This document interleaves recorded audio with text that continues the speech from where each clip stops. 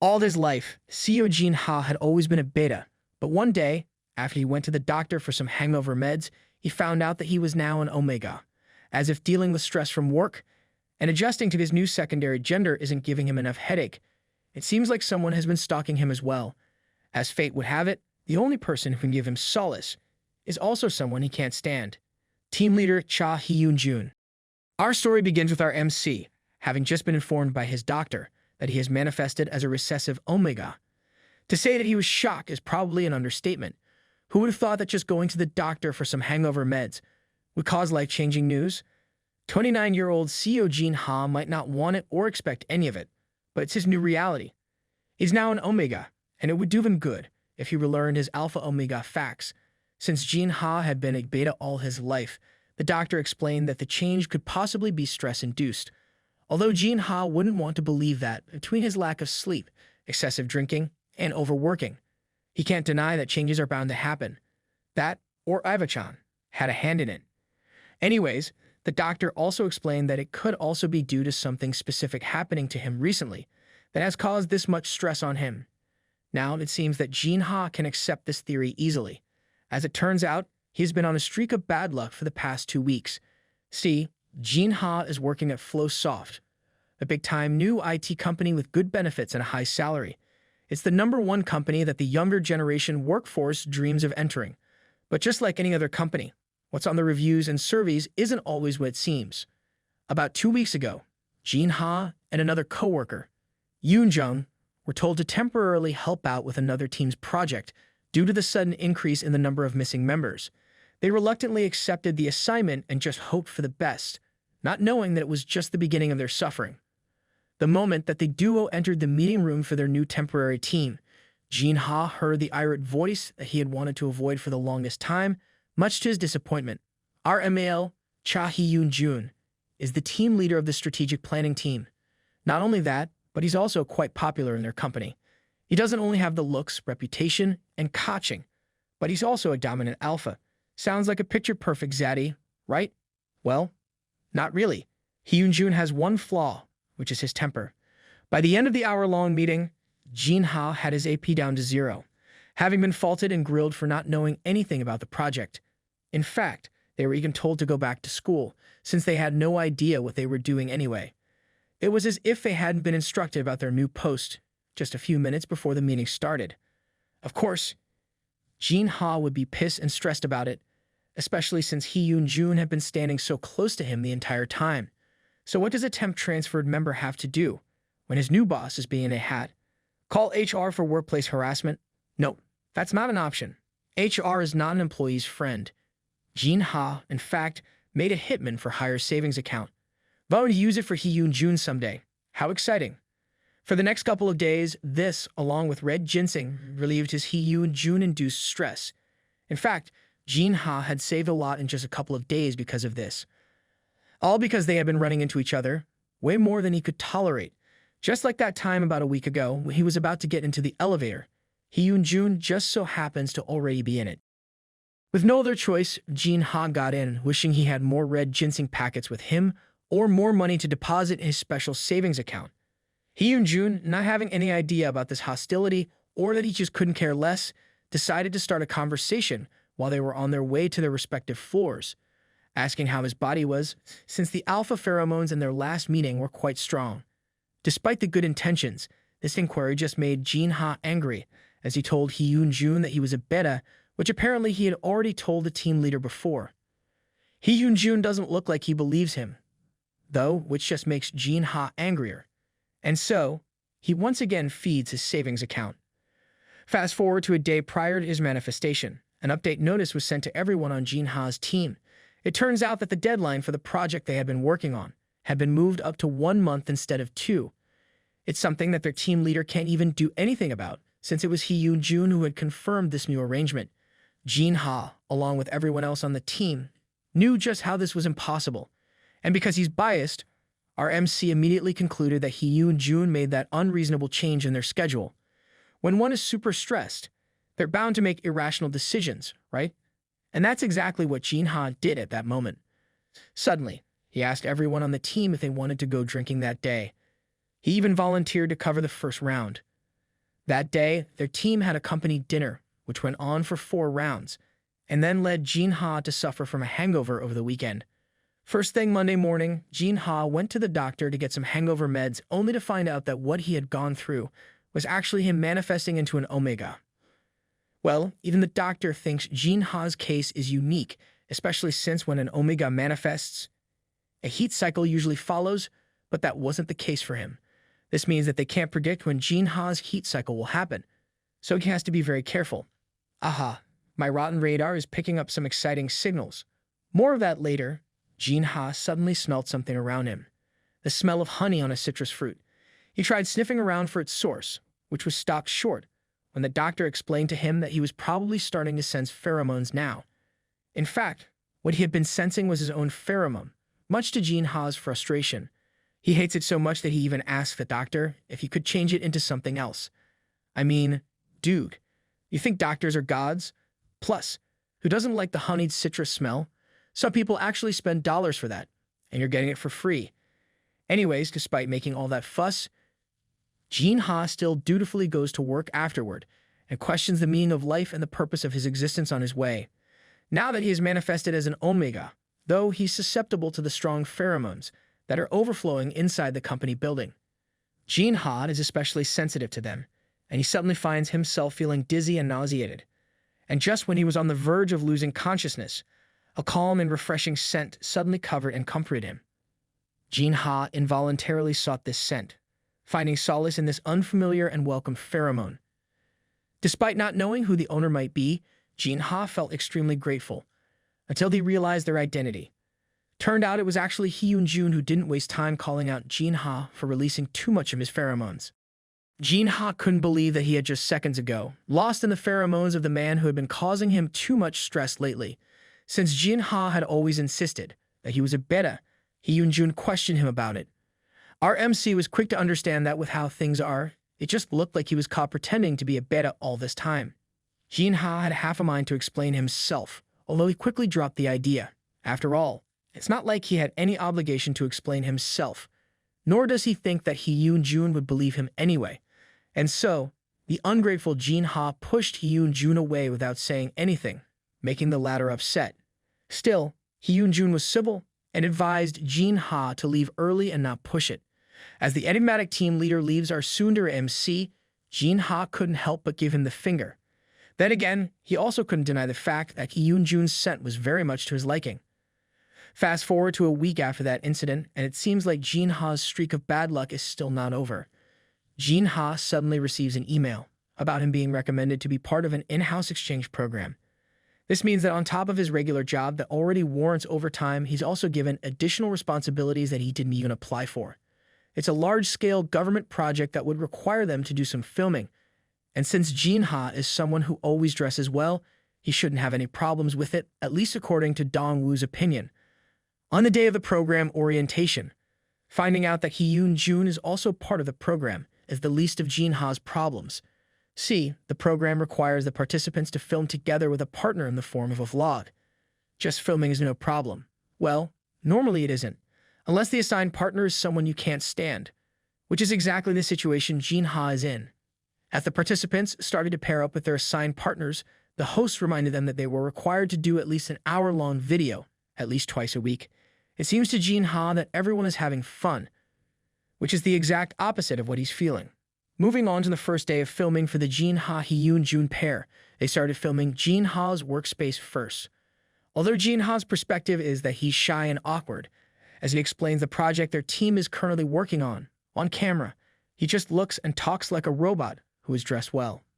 Of course, it's not because Jin Ha is typically like that. He's just really nervous about being filmed, although there was also a point when he unconsciously lets go, and his delicate personality surfaced. It came in so naturally that even Hyun-jun, who was filming at that time, couldn't help but notice. Anyways, Jin Ha did not miss the part about how he takes plenty of vitamins himself, even taking one at that moment, giving Hyun-jun eye candy. A reaction that Jin Ha took as Hyun-jun getting upset over Jin Ha being the only one taking a supplement. Despite himself, Jin Ha offers Hyun-jun his last packet of red ginseng. In return, this time it was he who was getting eye candy.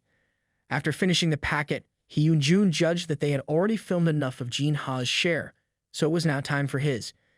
Jin-Ha had hoped that they could take a short break, but it seemed like it was not possible, since Hee-Yoon-Jun was such a busy man, unlike Jin-Ha, who still had to check on the collaboration tools and fix some bugs, among others. And so, Jin-Ha couldn't help but give Hee-Yoon-Jun the finger on their way to the latter's workspace. But since Karma is a female dog, Jin-Ha immediately earned his due when he suddenly started feeling nauseated again over an alpha pheromone that came out of nowhere. Jin-Ha was so disgusted by the old man's smell. In fact, it was so intense that even Hee-Yoon-Jun also noticed it and tried to look for the culprit. Hee-Yoon-Jun then noticed that Jin-Ha's pheromones were acting up and pointed it out. Jin-Ha tried to toughen up, but if it hadn't been for Hee-Yoon-Jun assisting him, he would have really fallen down. The team leader then suggested that they leave the place first, all the while letting out his pheromones, which was a good thing since, as he did, Jin-Ha started feeling better, and he unconsciously asked for more of it. Jin-Ha's expression as he asked Hee-Yoon-Jun was enough to wake certain sensations in the latter. Without another word, Hee-Yoon-Jun just did as he was asked. And just like that, Jin-Ha is alive once again, having been able to breathe and think properly again. Jin-Ha turned his anger to the person responsible for the pheromone attack and swore to hunt the culprit down with so much furious intent. Moving on, Jin-Ha was made to take a rest in an empty conference room. As he drank the water handed to him, he couldn't help but feel grateful and start having a change of heart about his opinion of Hee-Yoon-Jun. Although it didn't last long, Hee-Yoon-Jun suddenly started scolding Jin-Ha for having a lack of control over his pheromones, as if he were someone who had just manifested as an Omega, which he, unfortunately, is. Jin-Ha is back to cursing Hee-Yoon-Jun in his head. Instead of talking back, Jin-Ha just acted pathetically and took accountability. And since our mighty ML is such a patsy against the MC, Hee-Yoon-Jun believed it without question and decided that they should just reschedule the filming. He then admits to his unfounded attraction to Jin-Ha for the first time. Hee-Yoon-Jun reminded Jin-Ha to keep an eye on his messaging app before leaving the room. Jin-Ha is, of course, annoyed that he wasn't even given the chance to have a say on the matter. To relieve his frustration, he once again deposited money in his special savings account. But since bad luck is still in effect, instead of only depositing 4,444 he added an additional 3 fours in the amount. You know what they say about not doing anything when you're angry? Yeah, that's true. Dongwoo was having a field day when Jin-Ha told him about what happened. As a result of his slip, which he can't undo, Jin-Ha is now bound to starve for at least a couple of weeks. As for the other issue at hand, Yoon-Jung suggests that Jin-Ha goes to see his doctor. After all, if even Hee-Yoon-Jun found it uncomfortable, perhaps there was a specific reason why Jin-Ha had such an intense reaction to the unwanted pheromone release. Bluntly speaking, it is in sweet Yoon-Jung's opinion that what happened to Jin-Ha is someone's way of having a pervy desire for him. After all, it's an unspoken rule among secondary genders to shower their targets with their pheromones to show off. This theory just made Jin-Ha more upset, knowing the possibility that there are people inside the company who would act on such freaky behaviors. Well, nothing's for certain yet, and that's why Yoon-Jung strongly suggests that Jin-Ha returns to his doctor for a consult.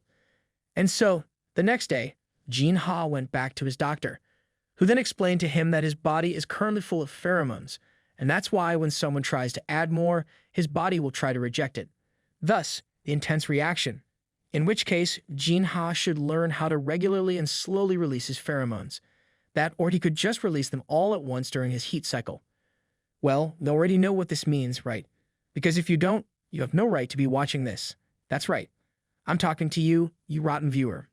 Anyways, Jin-Ha is quick on the uptake and strongly insists that he's only interested in the first method, which is too bad. With this concern resolved, for now, Jin-Ha raises another concern that's been bugging him and tells the doctor about Hee-Yoon-Jun's pheromone, which for some reason he's okay being exposed to. The doctor tells him that those people are special and that it's safest to release pheromones with them.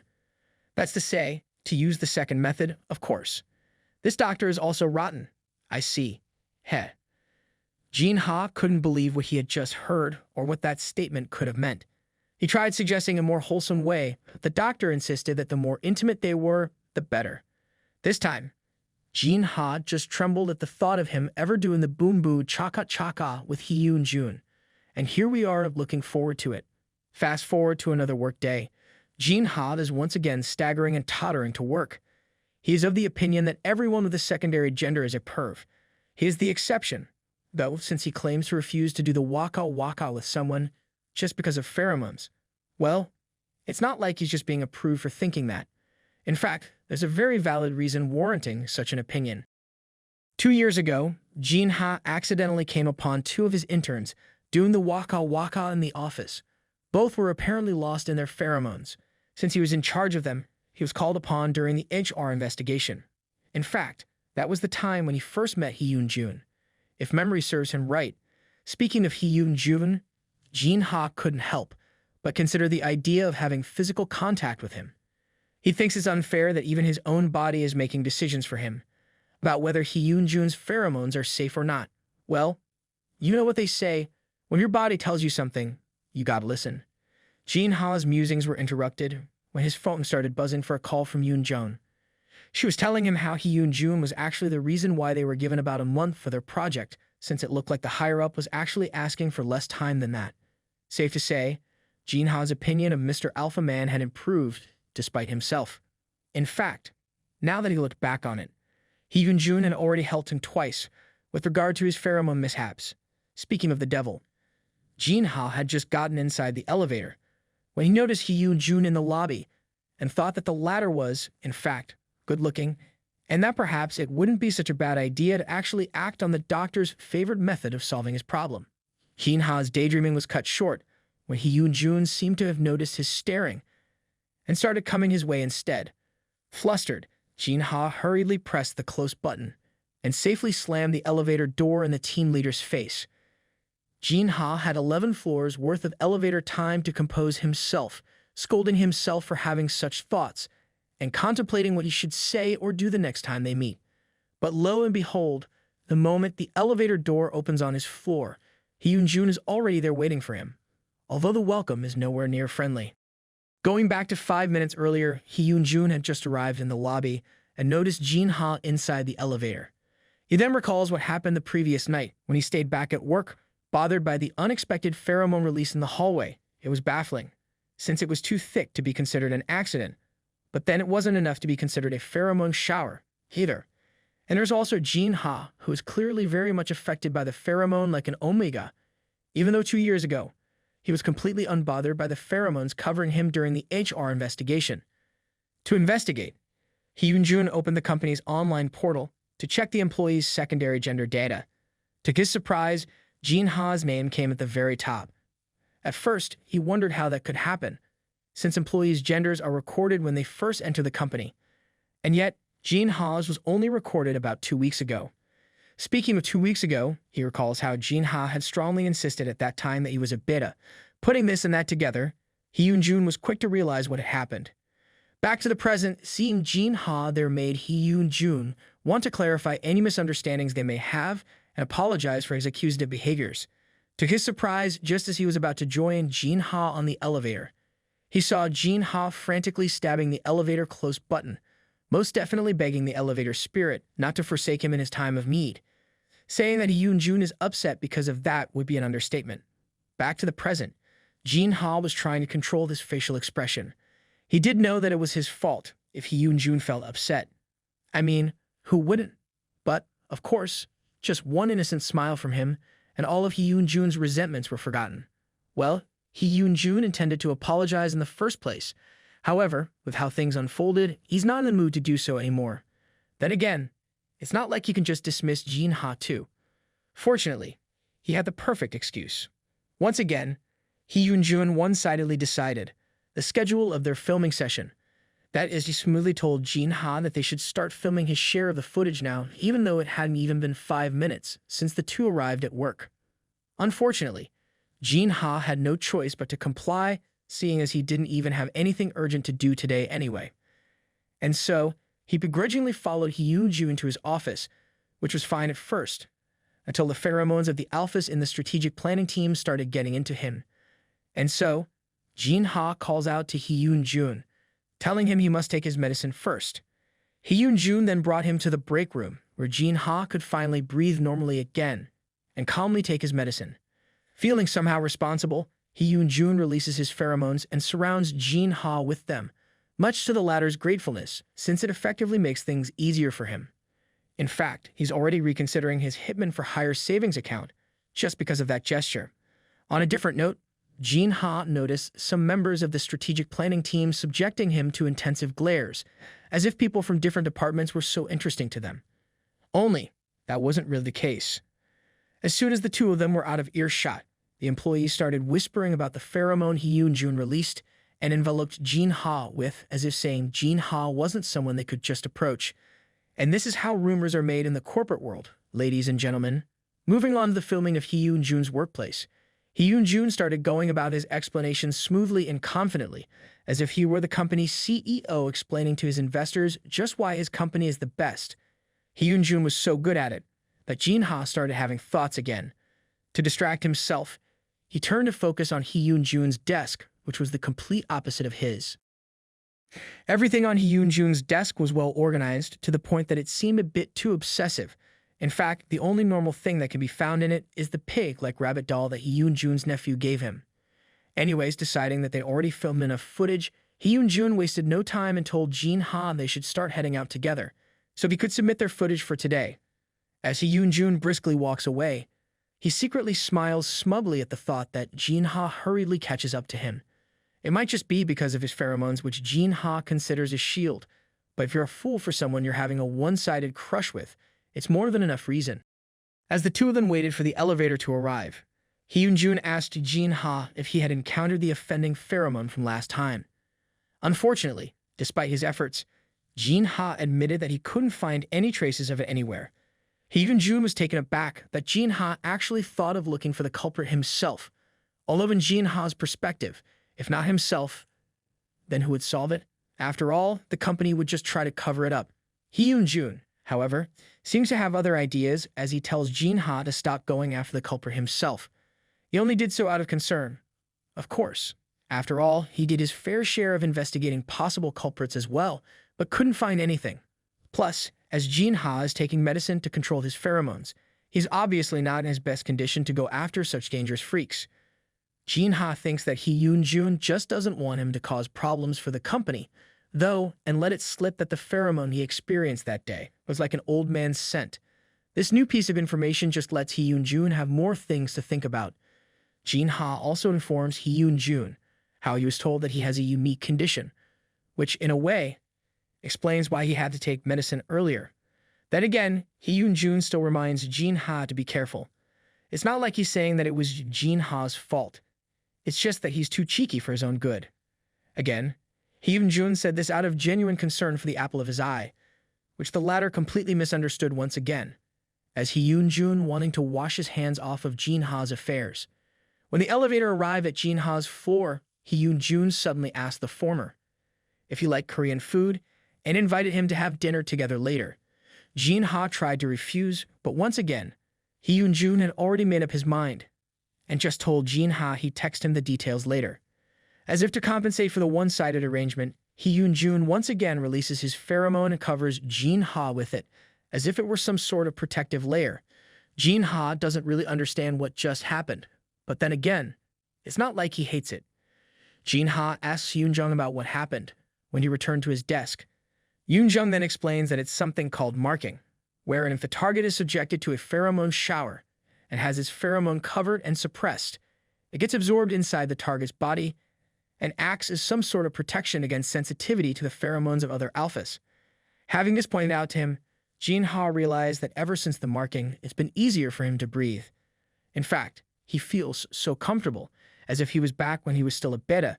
Jin-ha was in such a good mood that even though he had just received another one-sided notification from Hee-Yoon-jun, he didn't have the urge to open his bank app to feed his special savings account. In fact, he even replies to Hee-Yoon-jun's message. So it seems he's even looking forward to their meeting later. As for sweet little Yoon-jung, when she was explaining things earlier to her sunbae, she did miss noticing that Hee-Yoon-jun's pheromone was covering Jin-ha. Not to mention the message she received from Jin-ha earlier that he'd gone to film the vlog with Hee-Yoon-jun as soon as he got to work. Jin-ha is also in a good mood after receiving the marking. It's a no-brainer not to assume that something is actually going on between Jin-ha and Hee-Yoon-jun. In fact, she's very much confident and excited about it. I see. A fellow rotten has been spotted.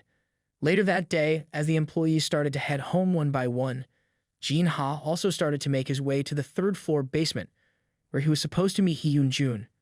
As he passed by a certain conference room, he suddenly felt the old man pheromone again. Thanks to the marking, it wasn't so bad, but it was still making Jin Ha uncomfortable.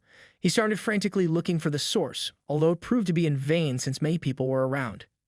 After asking some rando which team had just had a meeting in the room, Jin Ha learned that they were from Flow Wiz. As Jin Ha continued to make his way to the basement floor, he also started looking up Flow Wiz, which was actually a weblog development team in their company. His little pre-investigation was cut short when he suddenly broke his own phone out of anger at the culprit. This anger and rage soon dissipated the moment Jin Ha saw Hee-Yoon-Jun. The latter's snarky face seems to have a zen effect on Jin Ha. Anyways, without exchanging any more pleasantries, Hee-Yoon-Jun gestured for Jin Ha to get into his car. On the drive to the restaurant, Jin Ha tells Hee-Yoon-Jun that he just discovered that what Hee-Yoon-Jun did earlier was called marking. Feeling sheepish, Hee-Yoon-Jun apologized to him. After all, it was something that one should ask permission for first before doing. Then again, it's not like Jin Ha started talking about it because he resented Hee-Yoon-Jun. In fact, Jin Ha just wanted to thank him since, just before meeting Hee-Yoon-Jun, he almost went through another offending pheromone shower, and it was thanks to Hee-Yoon-Jun's marking that Jin Ha managed to get through it. Jin Ha barely managed to finish his sentence because Hee-Yoon-Jun suddenly stopped the car and anxiously asked Jin Ha if he was all right. Jin Ha's head throbbed, not because of the unexpected encounter he had with the perv earlier, but because of the sudden break the driver had just done seconds ago. Hee-Yoon-Jun definitely overreacted, which was understandable, but since Jin Ha himself said he was fine, Hee-Yoon-Jun had no choice but to back off. As it so happens, once Hee-Yoon-Jun started driving again, Jin Ha opened the window after feeling a bit stuffy. He wasn't aware at all that his pheromones had started leaking again after the marking wore off. But Hee-Yoon-Jun knows. He's very much aware, and the poor guy had to endure it so as not to be branded a perv himself, even though all he wanted to do was bury his head on Jin Ha's neck. Anyways, to distract himself from unwanted thoughts, he asked Jin Ha about the encounter earlier. Jin Ha explains that he still has no idea who it was from, although now he has come to believe that he was targeted on purpose. Despite the number of people present earlier, the pheromones were only directed toward him. Safe to say, the perv is someone very skilled in controlling their pheromones. This means that the culprit isn't someone who just recently manifested like Jin Ha did, as Hee-Yoon-Jun had first thought. Jin Ha suspiciously looked over at Hee-Yoon-Jun, noticing how the latter seemed so interested in the matter, even though he told him to stop investigating it. Which just works great on Jin Ha's part, since he was already thinking of talking Hee-Yoon-Jun into helping him, despite his warnings. Jin Ha's theory proved to be right when Hee-Yoon-Jun started asking probing questions about the culprit. Seeing as Jin Ha didn't look upset over his investigations behind his back, Hee-Yoon-Jun decided not to deny it anymore, and started sharing what he had come up with so far. After what happened earlier, it is safe to assume that the perv is indeed part of Flow Wiz.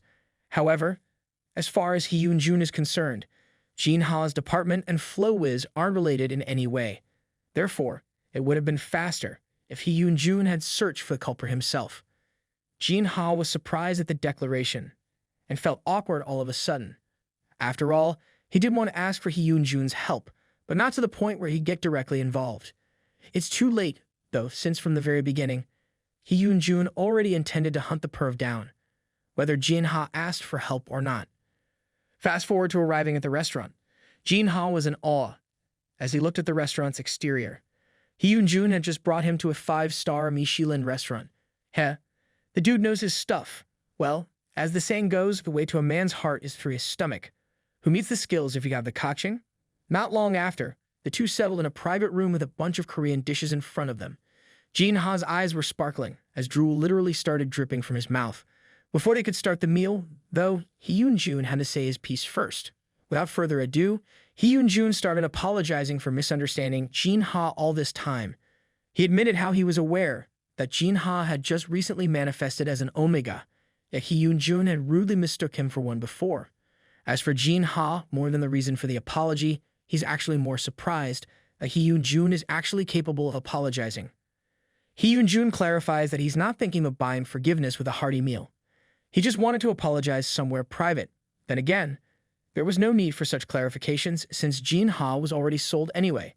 A perfect example of someone who thinks with his stomach. Well, there's nothing to be ashamed of. I'm the same.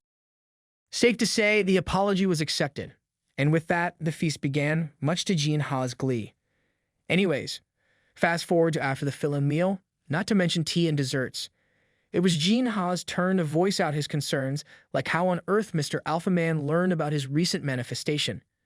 Jin Ha had his guesses, and based on Hee Yoon-jun's reaction, it seems like he got it right. Then again, Hee Yoon-jun didn't say anything to actually confirm it, so Jin Ha just continued teasing the man. The thing is, Jin Ha is really just amused by the fact that the one person who looked like he wouldn't bat an eye on anything is stumbling just because of his teasing. On a different note, Jin Ha is also curious about what caused Hee Yoon-jun's misunderstanding in the first place. This time, Hee Yoon-jun explained that it probably all started about 3 years ago, when Jin Ha was just a newly hired trainee. Back then, Hee Yoon-jun had picked up the bottle of pheromone stabilizer that Jin Ha was trying to pick up. And you guessed it, it was love at first sight for Hee Yoon-jun. Not that Jin Ha has to know, at least not for now. Anyways, back to the present.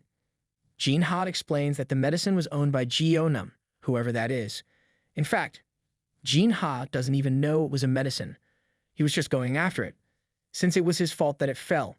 He actually had a hard time until Hee Yoon-jun picked it up for him. Not that he realized that was Hee Yoon-jun back then.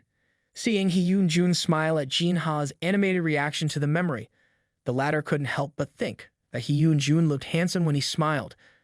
But since it's an idea he's not yet ready to dive deeper into, Jin Ha distracts himself by asking for another reason.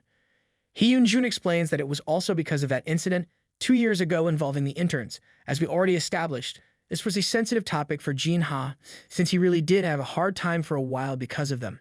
Anyways, Hee Yoon-jun told him that back then, Jin Ha was covered with one of the intern's pheromones, so Hee Yoon-jun assumed that Jin Ha was an Omega going out with him. Jin Ha denied this adamantly, and then shivered at the thought that the F-tard's pheromones covered his body. Well, everything's clear now, and there are definitely no more misunderstandings left between them, at least as far as secondary genders are concerned. Jin Ha's opinion of Hee Yoon-jun improved after this conversation.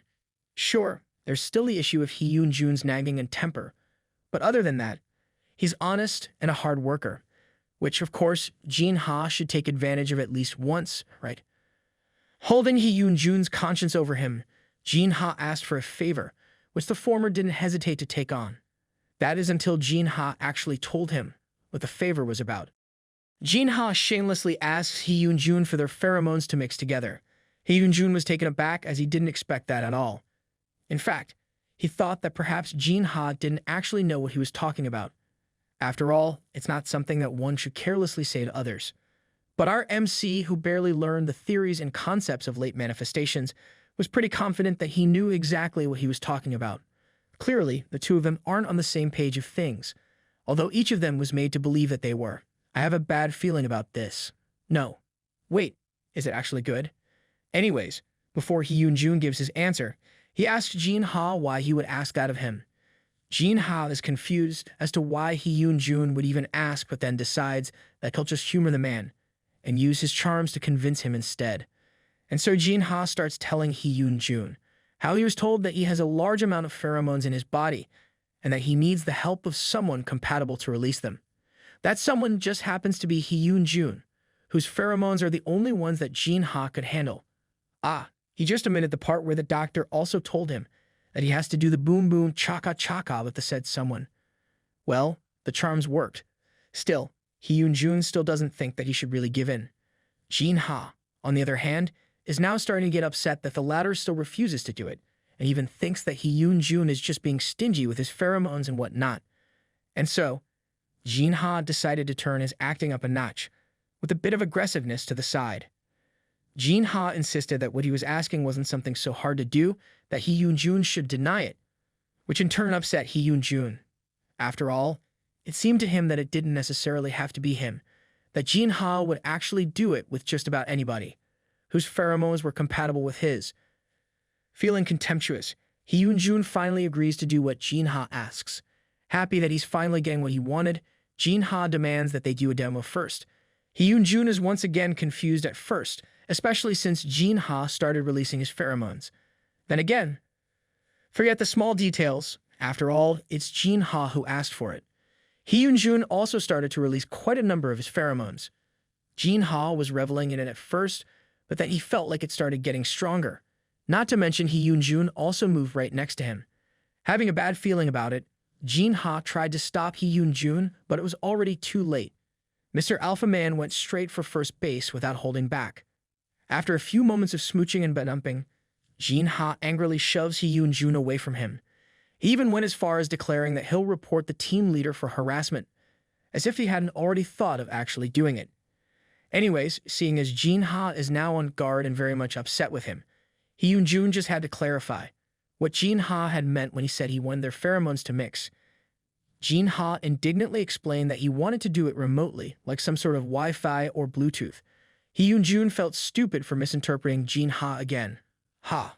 For an alpha, this dude is not really that smart. Or was Jin Ha really at fault?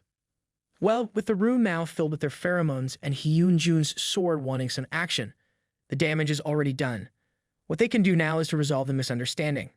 Then again, it's not like all the blame falls on Hyun-jun, which Jin Ha slowly comes to realize, even without Hyun-jun pointing it out to him. Frustrated, Jin Ha still tries to blame Hyun-jun, which of course, the latter already feels upset about, especially when Jin Ha declares that he doesn't really care if Hyun-jun kisses anyone, as long as it's not with him. Instead of just taking it, though, Hyun-jun took it as an opportunity to confess his feelings for Jin Ha, that he only went for first base because the other person was Jin Ha himself. But since the object of his affection is an idiot, Hyun-jun had his confession taken as a joke. Well, more like Jin Ha just doesn't really know how to react to the confession. After all, there's no way that someone who seems to have always been in his case since morning would actually confess, right? Yeah. Anyways, Hyun-jun probably only had a little crush on Jin Ha before, but with how things progressed, he has come to understand that Jin Ha is more special to him than he initially thought. As for Jin Ha, all he wanted to do now was get away from this awkward situation. So he suggested that they start heading out, which turned out to be a bad idea. As soon as Jin Ha attempted to stand, he suddenly felt nauseous. Due to the amount of their mixed pheromones in the room, Jin Ha shivered and his chest felt tight, making it difficult for him to breathe. Hyun-jun was quick to come to his side, realizing that Jin Ha was currently in a pheromone shock, and if left alone, he'd be on his way to his first heat cycle, which we all welcome and anticipate. But see, Hyun-jun is a gentle man. Unlike his rotten followers, he wouldn't want to take advantage of Jin Ha like this. So instead of going for second or third base, he urges Jin Ha to pull himself together and ask for his medicine. Unfortunately, Jin Ha is not in any condition to respond. And so, as a last resort, Hyun-jun made up his mind and did the lesser evil as he once again went for the first base, all the while knowing that Jin Ha wouldn't like it. It was one-sided at first, but after a while, Jin Ha himself sought to kiss Hyun-jun himself. The latter barely managed to catch himself as well, reminding himself not to take advantage of Jin Ha, just because he was drunk on pheromones at the moment, which was a good thing because not long after, Jin Ha's senses started coming back. Jin Ha blushed furiously as he thanked Hyun-jun. Actually, both of them are blushing, but Jin Ha's face is redder, especially when he remembered what had just happened between them moments ago. It was ironic how someone who made such a fuss about being suddenly kissed turned out to be the one meeting it. With his senses finally back, Jin Ha starts feeling ashamed of himself and scoots a bit away from Hyun-jun, if only to make himself feel less embarrassed. In his opinion, though, Hyun-jun is a kissing monster who's fine with just anyone. After all, he was so good at it that he must have had much practice with others. Remembering how he himself mumbled how good the kiss was earlier, Jin Ha felt his own little sword starting to get angry. As for Hyun-jun, seeing as Jin Ha's face is a mix of red and blue, he once again misunderstands that Jin Ha is still shocked for having unwillingly swayed by pheromones. But really, Jin Ha is just frustrated at the fact that there's one more thing that he's attracted to Hyun-jun for.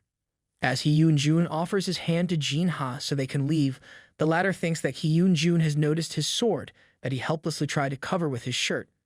Anyways, The expression he had on at that moment was void of the confidence it had not that long ago, which Hee-Yoon-jun found adorable as he started to chuckle. And it was at that moment that Jin-ha started to entertain the fact that Hee-Yoon-jun was actually bad for his heart. The next day, Jin-ha is once again back at his doctor's. He is scolded, complimented, and reprimanded. Although it was fortunate that the shock was managed well, props to Hee-Yoon-jun, Jin-ha is still not in the clear. To explain it in simpler terms that even this idiot can understand, the doctor used the food as an example. That's to say, if chocolate and fruits are consumed at the same time, the fruits won't taste as good as they're supposed to anymore. And so, if one starts craving sweets, they'll just go straight for chocolates, which is exactly what happened to Jin-ha. Since he was exposed to a large amount of pheromones that he was compatible with, it has now come to a point where being exposed to that pheromone is no longer an option, but a necessity. In short, Jin-ha has now become someone who needs to be around Hee-Yoon-jun. No matter what. There's still hope, however. As Mr. Doctor added, Jin-ha only needed a piece of the chocolate at regular intervals, which means that there was no need for him to go all the way and consume the whole chocolate bar. For now. Heh. So if Jin-ha was in the company elevator on his way to his floor, and Hee-Yoon-jun just happened to be here with him. Hee-Yoon-jun asked Jin-ha about his body's condition, and he calmly responded that he was doing fine now.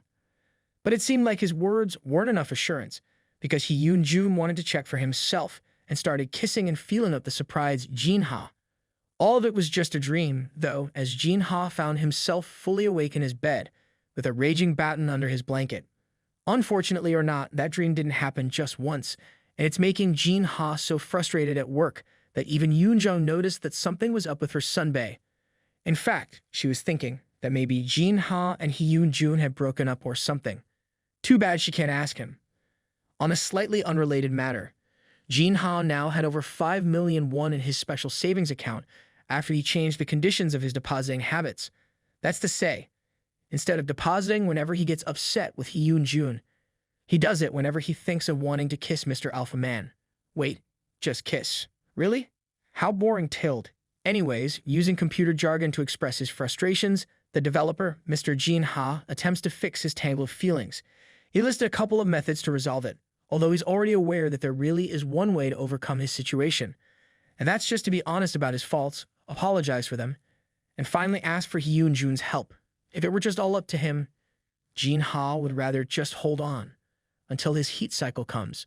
Unfortunately, that isn't really an option in his current situation. Suddenly, as if fate herself is deciding for him, Jin-ha receives a message from Hee-Yoon-jun. After not having heard from him for days, Hee-Yoon-jun asked to meet after 10 minutes on the 17th floor, to which Jin-ha willingly agreed. Jin-ha was so anxious as he made his way to the elevator. Thinking of the worst-case scenarios, he even brought his laptop with him to help calm him down. To Jin-ha's surprise, Hee-Yoon-jun came to meet him while he was still in the hallway on the 11th floor and urged him to head up together. Seeing a thick pile of paper in Hee-Yoon-jun's arm, Jin-ha couldn't help but think that it was the Human Rights Commission documents or a letter of complaint against him, and it's just making him more anxious than ever. That is why, the moment the two of them finally arrived inside the conference room where they were supposed to meet, Jin-ha dropped to his knees and started to sincerely apologize to Hee-Yoon-jun. Hee-Yoon-jun was surprised not just because of Jin-ha's weird behavior, but also because he actually received an apology from him. After asking him to take a sit properly, Hee-Yoon-jun asked Jin-ha what the apology was for. Jin-ha explained that, despite his violent reaction previously, the fact that it was actually him who first harassed Hee-Yoon-jun by asking to mix their pheromones is true, and it's been weighing on his mind lately. Well, it's not like there's a need to. After all, Hee-Yoon-jun was totally cool with it. It's his Jin-ha, after all. With that out of the way, Jin-ha curiously turns to the pile of paper that Hee-Yoon-jun had been carrying earlier. It turns out that the minutes of the Flow-Wiz meeting from last week are actually there. It took him quite a while to look through the participants. In the end, he came up with 6 people who had secondary genders, and since the first 2 are omegas, they'll just consider the remaining 4 alphas as their prime suspects, especially the one who's actually a recessive alpha. Hee-Yoon-jun then gives Jin-ha their data and asks him if they're people he's familiar with. Unfortunately, they were not. In this case, there's also the possibility that the culprit is someone who did not register their secondary gender purposely. Still, This is baffling since it's supposedly easy to discover someone who's hiding it once they perform a pheromone shower. Jin-ha was surprised to learn that hiding one's secondary gender is actually possible. Hyun-jun explains that although it isn't commonly done, the pheromones can be hidden with the use of medicine or deodorant. This means that not just the 4 registered alphas, but everyone in Flowiz can be the culprit. Anyways, there's definitely a reason why Jin-ha is targeted specifically. Therefore, it's highly likely that it's someone that Jin-ha is at least acquainted with. There's also the fact that because Jin-ha acted as an ambassador for their company, they were able to recruit promising applicants. Looking over the resumes of these applicants, Jin-ha recognized 2 with whom he shared the same extracurricular activities, one from the same club and academic association, and the other as a fellow participant at a hackathon competition. They were both big events, though, and Jin-ha couldn't remember ever associating with them then. If that were the case, though, it would mean that he would have to approach them himself to verify it. But as if reading what was on his mind, Hyun-jun reprimands Ji-hun against the idea. After all, doing so would just be putting himself in danger, although it's also true. That's really the only way for them to verify. So, as an alternative, Hyun-jun suggested that Jin-ha first seek information from other people who are related to them. This reminded Jin-ha of one of the hackathon team members who has many connections. Now that he finally has an idea of where to start, Jin-ha's determination is once again ignited. Anyways, with that matter addressed, Hyun-jun asks Jin-ha if there's anything that happened to him related to his pheromones since that day. Thinking back to what his doctor had told him, Jin-ha is at a loss at first on how to explain it to Hyun-jun. Well, he still managed to convey it in the end. Hyun-jun tells him that he had also asked their family doctor, who explained to him that Jin-ha's unique constitution makes him sensitive to pheromones in general. In which case, Hyun-jun is quick to understand that his assistance is needed, especially since Jin-ha hadn't found anyone else, whose pheromones were compatible with his, and Hyun-jun is more than willing to offer it. Even though Jin-ha had already made up his mind to try and ask this favor from Hyun-jun, now that the latter was actually the one offering it, Jin-ha couldn't help but feel awkward. But see, Hyun-jun is really determined that not even the brains of a capable developer can actually win against, in terms of justifications. In the end, Hyun-jun's pushiness managed to win over Jin-ha's suspicions, although he's not even in the position to decline the offer. Well, whether Hyun-jun's reason for helping is purely out of feeling responsible for Jin-ha or because he has other ulterior motives, it doesn't really matter. The important thing is that Hyun-jun is only doing it because it's Jin-ha, a declaration that now makes Jin-ha's face turn red. Hyun-jun also explains that he'll help Jin-ha only in the way that the latter is comfortable with, such as holding hands. That said, Hyun-jun didn't hesitate to offer his hand then and there, which Jin-ha reluctantly took. Seeing the atmosphere between them as they held hands, it was not clear anymore who was taking advantage, and who was being taken advantage of. Pervs. Anyways, now that they understood what they had to do, they decided to end their short-notice meeting and start heading out. As they walked, Hyun-jun advised Jin-ha to make sure to move into an area with security cameras whenever he finds himself surrounded by people of secondary genders, just so there's some form of evidence if something did indeed happen. Jin-ha was open to the suggestion, but wondered how they'd be able to access the CCT verses, but Hyun-jun assured him that he's already got that covered, making Jin-ha wonder if Hyun-jun was actually related to the company president to have such authority. Anyways, right before Jin-ha enters his department, Hyun-jun calls him over and does a marking on him. After this, Hyun-jun bid goodbye and headed to his floor. That was when Jin-ha realized that in addition to the protective shield, Hyun-jun was also showing sincerity by walking him there, despite it being far from his own office. Perks of dating someone from the same company, A. Days passed. Jin-ha has regularly been receiving help from Hyun-jun. Although it started with just exchanging pheromones, it turned into some sort of training session, where Hyun-jun helped Jin-ha control his pheromones while they held hands. Unknown to Jin-ha, though, Hyun-jun sensed that the former's pheromones had grown a bit stronger, which could mean that his heat cycle was approaching, that or the fact that Jin-ha's feelings toward him were changing. Either way, it's both in Hyun-jun's favor. Heh. Anyways, Hyun-jun feels hopeful, so he asks Jin-ha when he'll be free, since it looks like his schedule is really packed these days. Whatever it is that he's hoping to achieve by asking was cut short when Jin-ha admitted that there's still the interim report due next week. not to mention the company dinner after that, which he looked forward to, since he really wanted to drink soju. Hee Yoon-jun advises him against attending the dinner, and just to get days off and rest, seeing as he's still not that good at controlling his pheromones, and it has changed a bit. And, of course, Jin-ha didn't notice the change at all, prompting Hee Yoon-jun to nag him, with a bunch of other advice and reminders. And to put the icing on the cake, Hee Yoon-jun presents Jin-ha with a bag full of red ginseng packet, the kind of which was steamed in sugar water, and was allegedly the most effective. Jin-ha thought that perhaps Hee Yoon-jun was also interested in supplements, but really, it was just because of that one red ginseng packet that Jin-ha had given to him last time. To be fair, as a dominant alpha, was there even a need for supplements? That's right, nada. As the two of them took a short break, Jin-ha took the opportunity to try the red ginseng he had just received. As he did, Jin-ha also started observing Hee Yoon-jun, to which, once again, his opinion improved. Are you seeing a trend here? Me too. It's all about the food. Anyway, since Jin-ha is still a dense idiot, he's in the idea that either Hee Yoon-jun is in the hobby of gifting red ginseng packets to just anyone, or there's something illegal that he wants Jin-ha to do. And that's why he gifted him 6 freaking boxes of red ginseng packets, which is good enough for 6 months of consumption. If by any chance it was the latter, he's already warning him against it. Hee Yoon-jun just chuckled. Well, what can this alpha do when he's fallen for such a dense idiot? He just has no choice but to be patient. And so, Hee Yoon-jun explained that there was no hidden motive, other than wanting to try to woo him. It was really just because of Jin-ha's unique condition, that he thought giving them to him was necessary.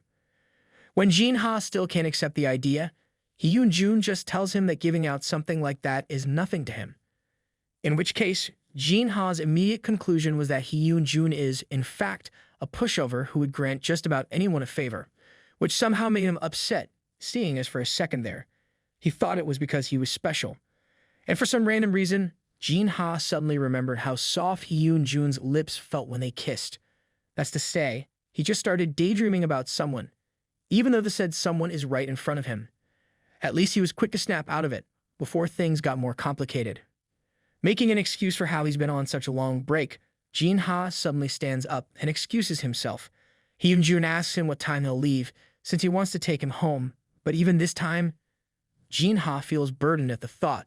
He tried to ask Hee Yoon-jun for a reason, but the latter just gave such a vague answer that it only solidified his earlier conclusion that Hee Yoon-jun was a pushover. As such, Jin-ha politely refused the offer, insisting that he didn't live far away and that he could just take a bus. And just like that, he was gone. Once Hee Yoon-jun was left on his own, he couldn't help but sigh in frustration and defeat. Well, it's not like he hadn't already expected that pursuing and getting through Jin-ha wouldn't be easy. Fighting, after all, it's really not a losing battle. Fast forward to a few days later, and the still very tired Jin-ha comes to work so early that it's not right to greet someone good morning yet. Yoon-jung is already there, though, since, just like Jin-ha, she too had no choice but to make this sacrifice until they finished the interim report. The fact that their project isn't going that well is also a cause for concern. In the worst-case scenario, all of their efforts will just end up without producing results. Whichever case, the only thing they can do now is to do their best. And since Jin-ha is a nice sunbae to Yoon-jung, he shares with her a bunch of his multivitamin supplements, although he's not nice enough to share the red ginseng packets he was gifted a few days prior, which, in Yoon-jung's opinion, is indeed special to him. Anyways, at least she believed that it really was gifted to him. And if there's someone capable of giving that to Jin-ha, the identity of that someone could only be one person, which means that despite Jin-ha's bad mood previously, the two of them didn't break up.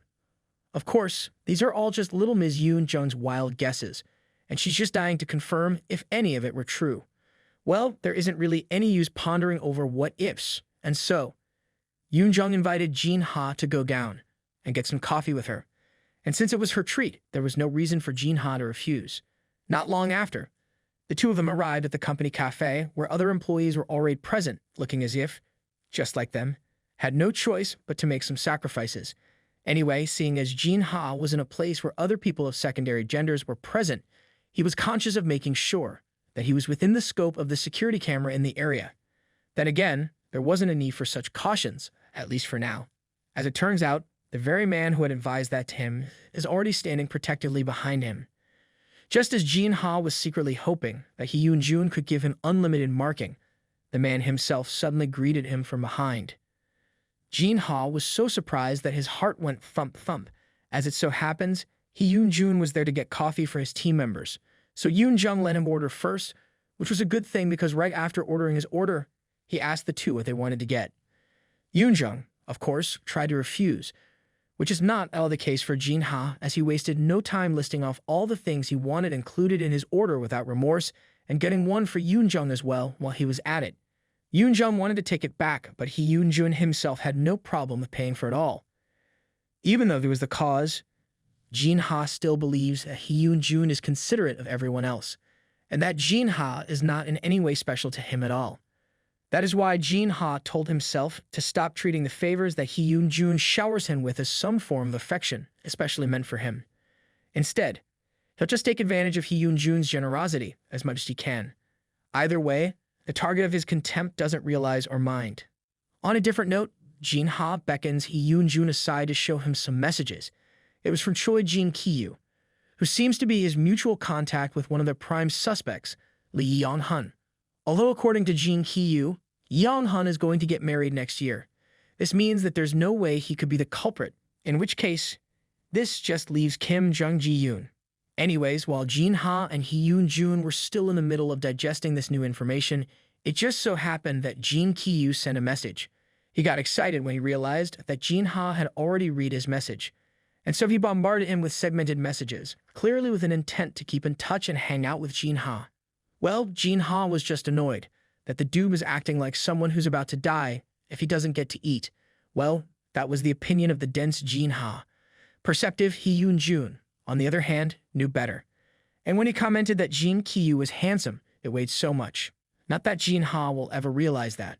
Speaking of our oblivious MC, Jin Ha suddenly suggested that the two of them should just go ahead and visit the Flowiz department.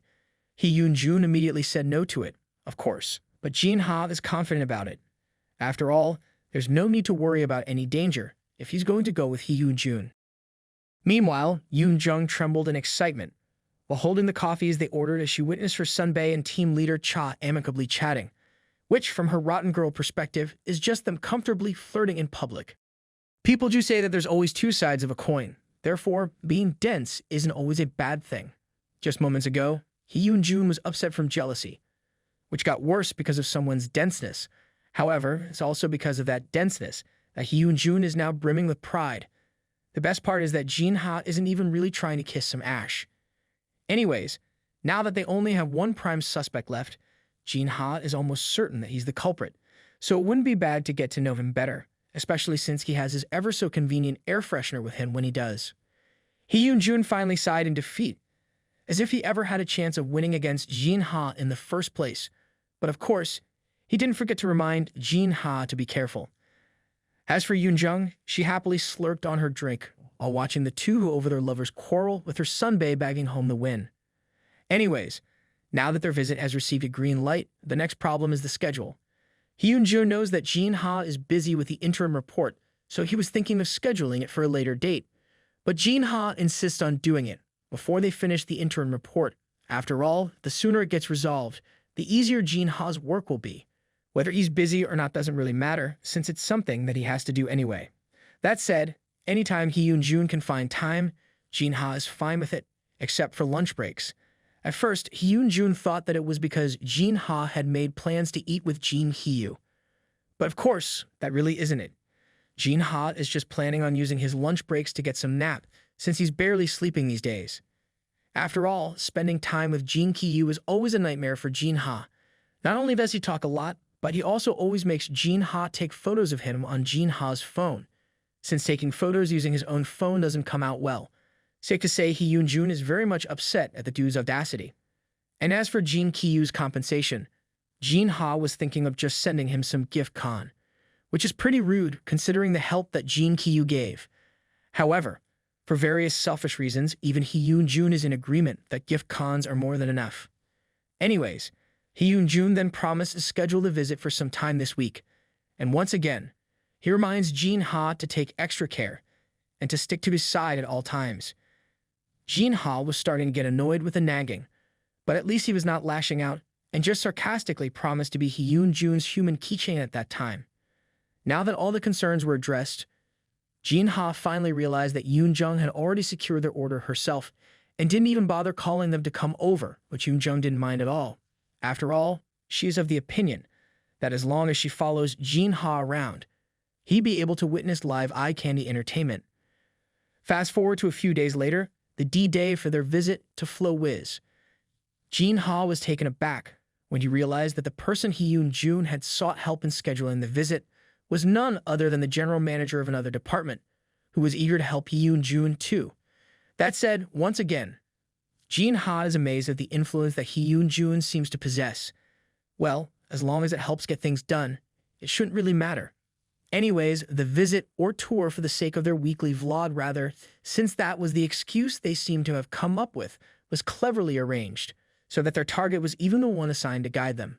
Suspect number 2, and the most likely culprit, Kim Jung-ji-yoon. He seems to be pretty timid and, at the same time, someone who looks up to Jin-ha. Nevertheless, Jin-ha can't really look at him in a positive light, since he could very much be the person responsible for making his already busy life even more tiring. Jin-ha found it weird, though, that Jung Ji-yoon still remembered a bunch of things about him, even though it had already been 5 years since the two of them had participated in the hackathon.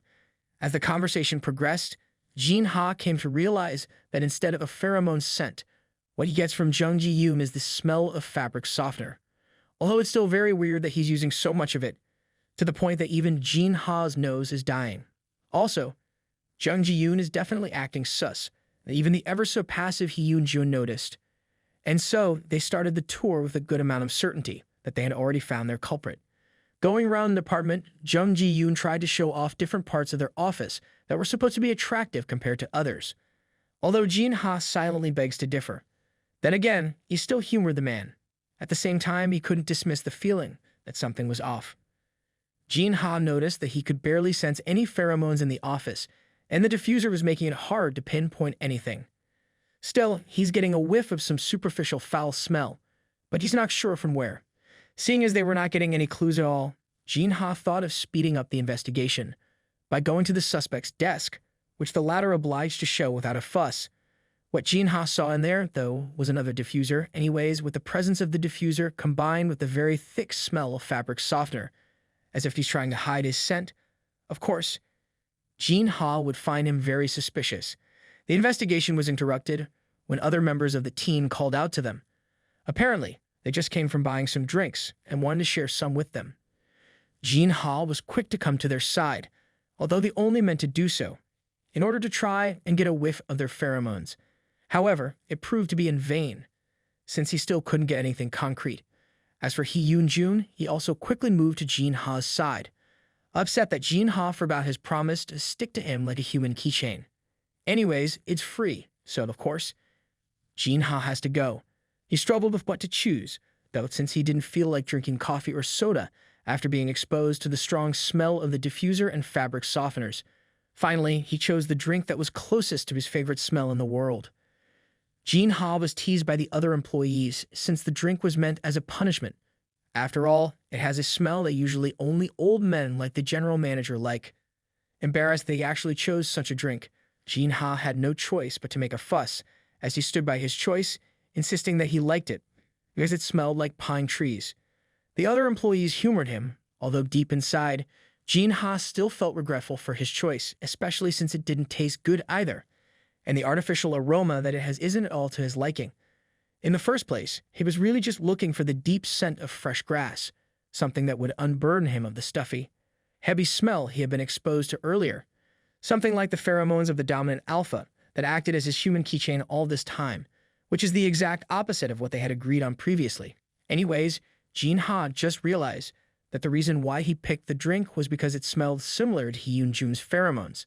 As expected, Jin-ha's face turned bright red after Hyun-jun pointed out that, after all, it seemed to him like Hyun-jun was actually flirting with him then. Jin-ha tried to play it cool, but Hyun-jun is already on cloud 9. Meanwhile, an ominous shadow of someone who seemed very upset about the flirting happening before him is spotted. Could this be the culprit that the duo had been trying to find? Our boy is stressed out of his mind, looking like he's just come back from a Vegas bender doing substances we definitely can't mention on YouTube. His coworker, Miss Yoon Jung, checks in and wonders if he's been sleeping at all lately. He brushes it off and admits his brain's algorithm has been glitching. He's still stuck on whether Hyun Jun was actually flirting with him or not, but decides that's not the main issue right now. His mind jumps back to the day Hyun Jun kissed him, and it finally clicks that the reason he's been suffering from all these impulses is simple. He's interested in Hyun Jun. He looks annoyed with himself, deciding this cannot keep going like this. He needs to crack this algorithm once and for all. Hopefully it's not as hard to crack as YouTube's algorithm, but anyway, in his head a whole flowchart pops up. Does he want to kiss him? Is it okay to have this kind of relationship? Or should he go back to normal life and sleep like a regular human being? The chart is confusing as hell, but he breaks it down into two necessary conditions. He completely loses interest in Hyun Jun, or Hyun Jun becomes interested in him. Naturally, he lands on number 2. His emotions ramp up as he shakes his head, mentally yelling that Hyun Jun doesn't get to toy with him and then just walk away. That's not happening. The ping-pong match in his head keeps going as he wonders if Hyun Jun is a scumbag or just a playboy. But either way, our boy decides he's game. He's not as easy to play with as people might think. Right then, Yoon Jung suggests he try exercising, saying Pilates twice a week helps her. Even with that, she complains that her stamina is trash and she'd probably collapse if she did a real workout, but she still recommends the company gym as a chill place to go. Jinha takes the advice and heads to the gym, looking completely uninterested. Immediately, some jacked, arrogant meathead starts chewing his ear off about how great the gym is and asks if it makes him want to train hard and become just like him. Jinha is internally wishing he had just taken sleeping pills instead, but out loud he claims he doesn't want to go too hard and overdo it. The meathead doesn't even try to motivate him. He just casually remarks that Jinha doesn't have enough back muscle to strain in the first place. That's when our chubby, obsessed fanboy, Yoon pops up out of nowhere and notices Jinha in workout clothes. Jinha insists he's not really going to work out and is just looking around, but internally he's annoyed that this creep shows up only when Yoon isn't around. To make it worse, the meathead is a beta, so our boy can't rely on him for anything useful either. The meathead comments that Mr. Yoon comes to the gym pretty often. Yoon proudly confirms it, claiming he's usually here to help the youngest employees on the team. Sure, buddy. Meanwhile, Jinha is thinking that the outfit he's wearing is no joke, and that the fabric softener smell is insanely strong. It even covers the sweat scent. As he's thinking that, another employee approaches. This one's shy and visibly nervous, and tells Jinha it was an honor to work with him on the shoot. Jinha can barely place him, vaguely remembering he might have been one of the guys who bought drinks once. Hearing the word honor, he's confused and bluntly checks if the kid really knows who he is. Fanboy number 2, the youngest in the company, stammers that of course he does. He explains that he joined the company after seeing FloWiz's promotional poster, and reminds Jinha that he came to his school for a presentation. Instead of feeling flattered, Jinha is dragged right back into his regret about that damn presentation, and wonders why this thing won't die. It's been 3 years already.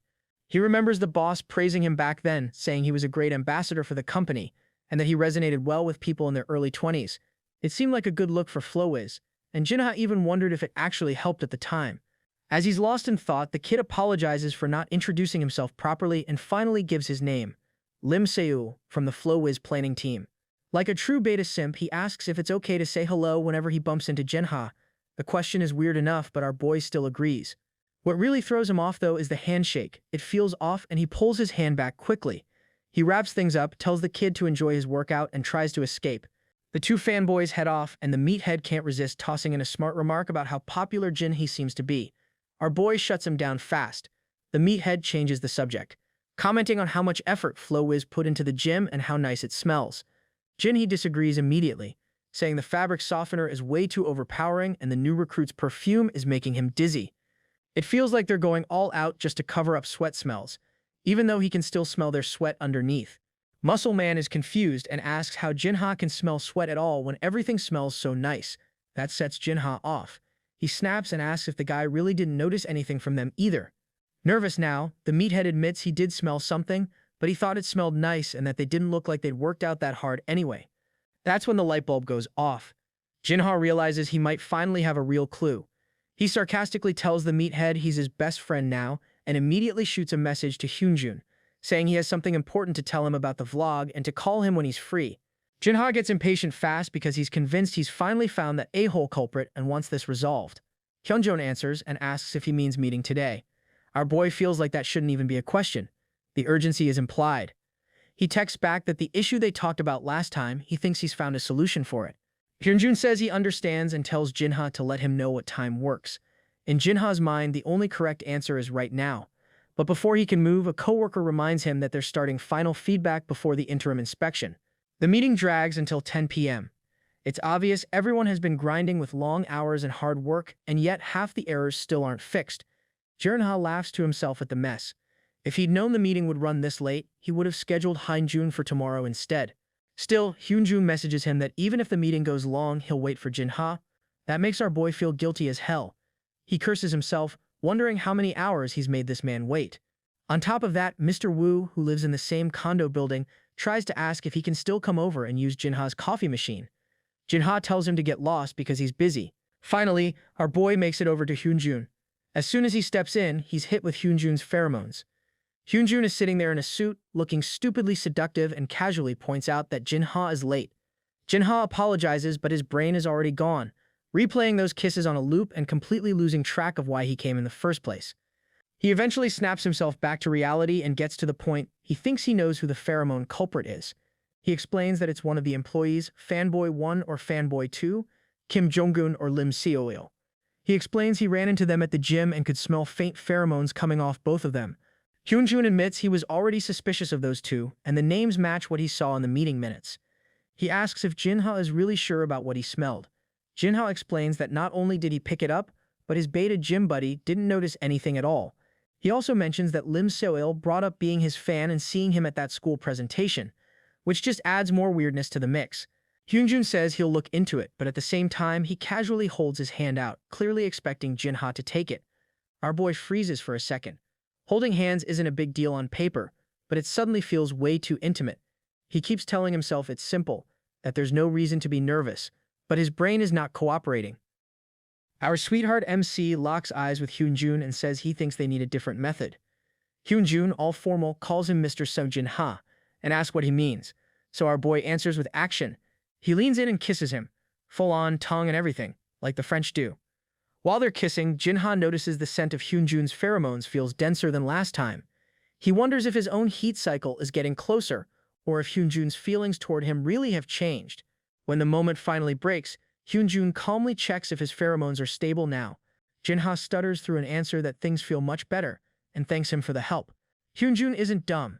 He knows Jinha is using pheromones as an excuse, but he finds it cute. Meanwhile, our boy is having a totally different inner monologue. He thinks Hyunjun's smile is stupid and doubts one kiss is enough to win over a playboy. Hyunjun reassures him that kissing isn't a problem and reminds him he promised to help. He then says it's getting late and they should wrap things up. That's when Jinha's thoughts spiral. Why does this man make him so mad? Did he really kiss him just to help? Was Jinha the only one who felt something? The only one who enjoyed it? Frustrated, our boy bangs the table and vows he's not going to sleep tonight until he watches a bunch of videos on how to win someone's heart. Hopefully he watches this channel, because we could use the views. He decides that once he studies up, he's going to make this a-hole confess his love, and then he'll turn him down gently.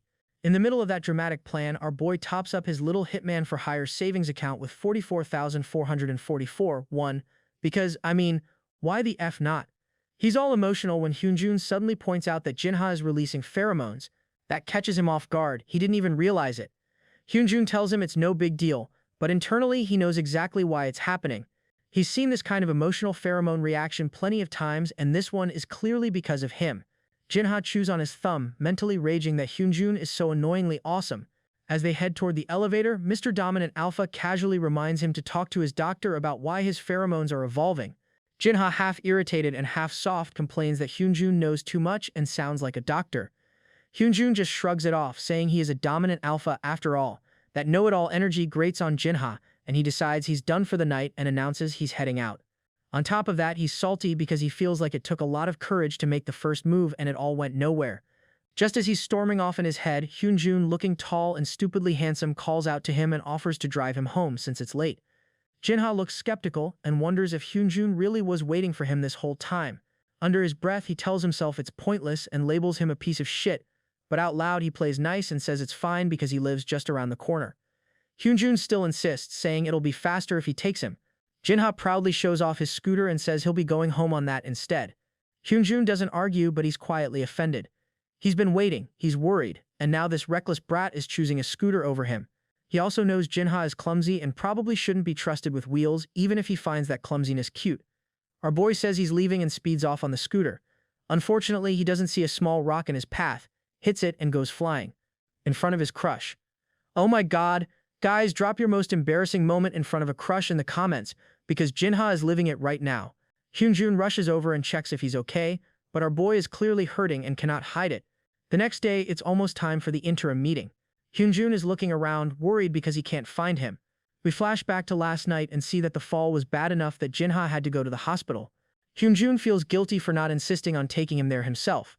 Back in the present, he asks Miss Hyunjun where Jinha is. She explains that he called and said he'd be late due to personal reasons, something about a hospital. Hyunjun immediately realizes his hunch was right, and he mentally kicks himself again for not taking better care of him. While he's thinking about Jinha, Miss Hyunjun comments that she doesn't understand how he can handle Hyunjun's pheromones. They're already way too strong for her. Right then, our handsome MC walks in and surprises them both. Hyunjun asks if he came straight from the hospital. Jinha gives him a look like, "Where else would I be coming from?" and confirms it. Hyunjun gently checks how bad the injury is. Jinha downplays it, saying it's not that serious, but the doctors told him to keep the brace on for a while. They take their seats for the meeting, but Jinha's shoulder is the least of his worries. In his head, he's replaying that line about it being fine if his heat runs wild as long as he's safe. Now he's wondering if that was straight up cap. While the meeting drags on, our sweetheart is physically struggling next to Hyunjun and mentally destroying himself. He keeps thinking that even if he put his face right up to Hyunjun's, he'd still be waiting forever for this man to move first. Hyunjun notices his discomfort and asks how he's feeling, even offering to take his bag for him. Junha hands it over, trying to act normal, but inside his heart is sparkling. He thinks Hyunjun is a fool and a simp for taking care of him like this, but he absolutely loves it. It feels so damn good when it happens. His heart will not stop pounding. Hyunjun glances over, and from his perspective, it's obvious what's going on. He knows exactly what this is and thinks he needs to quit pretending he doesn't understand. Junha, on the other hand, keeps blaming himself. He thinks that if he'd shown any reaction yesterday, he might not have gotten hurt at all. Then he turns around and blames Hyunjun for being too adorable in the first place. To make things worse, just as he's thinking that, Hyunjun asks him to make some time for him this evening. Junha immediately pictures them at the company dinner, already half drunk, yelling for one more bottle over here. Before he agrees to anything, he double-checks that Hyunjun really means tonight, then explains that they have a company party and he's been looking forward to it. Hyunjun feels like his luck is trash. Of all nights, it had to be tonight. Junha is still daydreaming about the party, excited for drinks and chaos. With alcohol coming and his heat cycle creeping closer, this combo probably isn't going to end well, but we'll have to see how it plays out. Jinha and his crush are sitting at the bar, and our boy is already knocking them back. Being the protective alpha that he is, Hyunjun just straight up snatches the beer out of his hand. Jinha glares at him, wondering what the hell he's doing and why he would do that. Hyunjun points out the obvious. Look at the state he's in. Does he really think he's okay? Jinha insists he's fine, but when he closes his eyes, he's right back on that stage, feeling like a corpse. The meeting ended with a partial rollback, and in his mind, that's as good a reason as any to drink himself into the ground. He leans in to grab his drink back, and they lock eyes for a heavy second. Then our immature MC ruins the moment by snatching the beer and basically going gimme, like an overgrown child. Hyunjun is thrown off. He came here actually wanting to talk, and this man-child is fighting him over beer. He never even comes to these company dinners, and now that he does, nothing goes his way. He starts spiraling into a quiet pity party in his head. Round 2 of drinks kicks off, and Miss Hyunjun is all in. She wonders out loud how Jinha is still alive, let alone drinking. Right on cue, our drunk MC pops up, slurring that he's ready for another round. She's had enough and points out that he's already way too drunk and needs to sit down before he dies. Jinha can't even walk in a straight line. He stumbles, sways, and inevitably starts to fall. But fortunately, our alpha is faster than gravity and catches him. Hyunjun asks for his address so he can get him home safely. Jinha, absolutely obliterated, thinks he's asking for the office address and offers that instead. Hyunjun corrects him and asks for his home address. That sobers Jinha up just enough for him to snap, demanding to know why Hyunjun is taking him home when he has plans because apparently he's working out tonight. Hyunjun almost laughs in his face at that. In his head, he decides there is no way he's dumping this drunk Omega at the office dorms. Cut to later. Hyunjun ends up taking him to his place instead. He lays Jinha down to rest and instantly regrets it. Why did he bring a drunk person home? Not to mention his pheromones are basically a walking hazard sign. With Jinha out cold, Hyunjun decides it's a good time to grab a shower.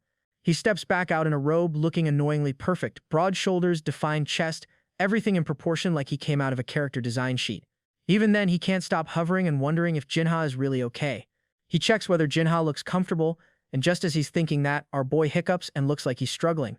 Gentleman mode activated, Hyunjun removes Jinha's shirt and shoulder brace so he can breathe and rest more easily.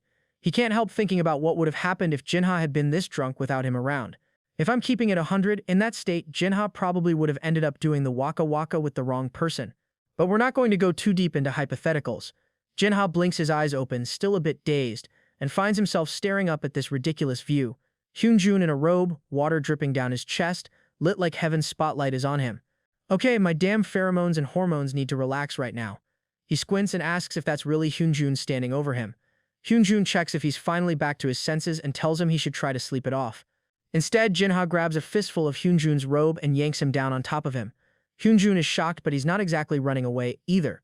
Jinha pulls him in and kisses him. As they kiss, Jinha is in his head wondering what exactly Hyunjun's type of strength is supposed to be, because this is a pretty wild way to find out. This isn't exactly how Hyunjun planned out their next kiss, but here they are. The kiss deepens, and Hyunjun realizes Jinha doesn't seem out of it anymore. He's present, responsive, and clearly knows what he's doing, so Hyunjun lets himself go with it. Then our MC feels just how excited Hyunjun is getting, and randomly declares that he won. Hyunjun is understandably confused, having no idea what game they were playing in the first place. Jinha clarifies in his own chaotic way. Earlier, Hyunjun didn't react at all after that kiss, but this time, yeah, there is definitely a reaction. Now our boy knows what works. Hyunjun, looking annoyed and flustered, calls Jinha out for being drunk. Our boy fires back that he's not drunk at all. Hyunjun knows this would usually wreck Jinha's pride, but with him coming on this strong like this, he can't refuse this moment. Oh my God! Okay, it's happening. Everybody stay calm. What's the procedure, everyone? What's the procedure? Stay calm! Wait. Everybody calm down! And just like that, things escalate from first base to home plate. Birthday suits are on, tension is sky high, and it's time. Hyunjun can't help noticing that soft pink peeking through. For Jinha, the whole thing feels strange, but from Hyunjun's perspective, it just means he must be sensitive. Our boy is absolutely living in the moment as Hyunjun starts to play video games with the joystick. Hyunjun knows Jinha's pheromones are completely out of control, and he keeps reminding himself not to drop his guard. Our competitive MC thinks that he'll make Hyunjun's rocket blast first, and this surprises our alpha, and he asks what the freak he's doing. But that thought quickly vanishes as the intensity heightens and it just feels too good to even care what the F he's doing. He comes back to his senses and wants to know why our MC can't just take the damn gift, and asks if maybe his candy of choice is blow pop lollipops. Maybe the question was rhetorical, because our alpha clearly just goes in. Jinha suddenly blocks him, embarrassed, and says he hasn't showered. So Hyunjun drops the idea and goes back to the original plan, and continues to be the handyman. Hyunjun has a feeling that the job is almost done. Okay guys, this is way too much for me and I can't concentrate. I need to take a break and take care of something.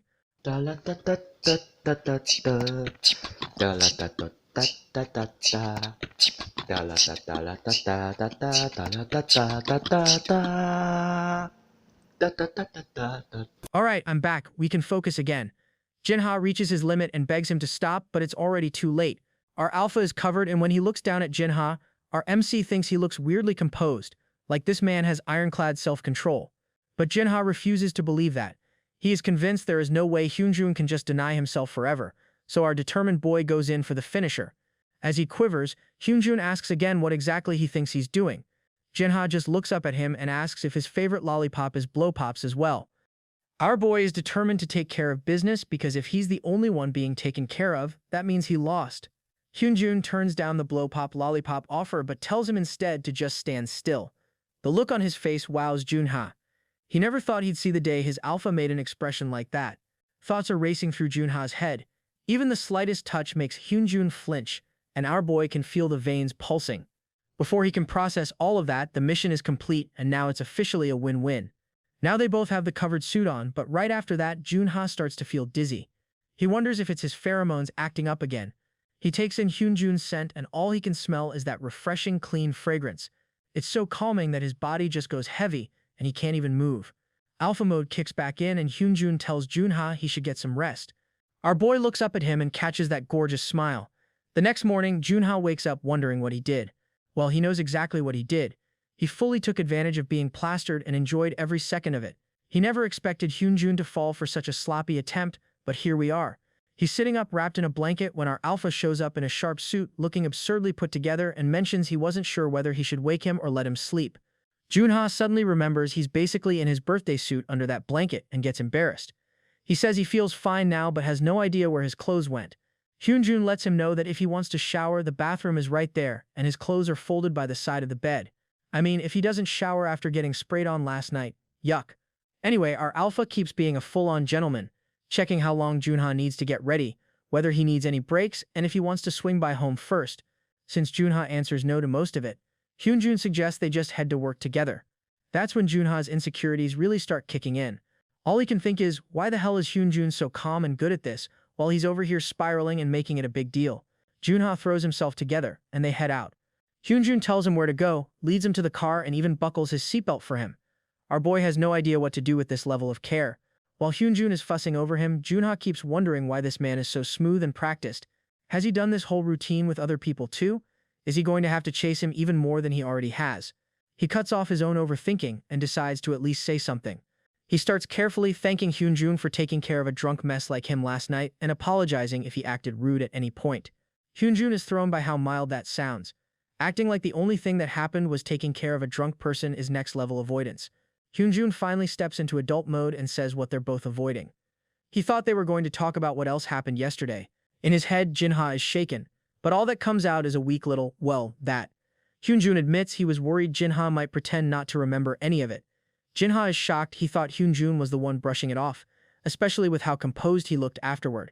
His brain went straight to the worst-case scenario, that Hyunjun regretted it, thought he was trashy, and wanted to move on.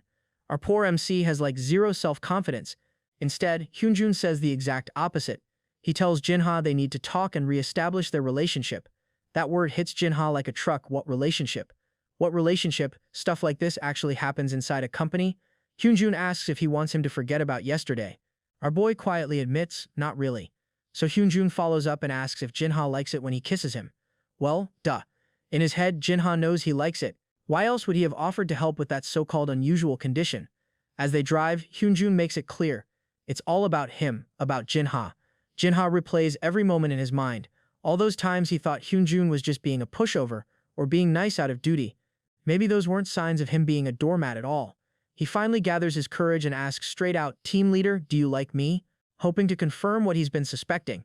Hyunjun answers instantly. He thought Jinha already knew. Our boy is stunned. He can't believe how easily that confession came out. He's overflowing with a messy mix of excitement and insecurity, grabbing at Hyunjun while asking if he's only ever said that to him and if he really truly likes him. Hyunjun tells him to calm down because he's driving and whatever Jinha is doing is actually dangerous. Our boy sits back, grinning like an idiot, but then it hits him.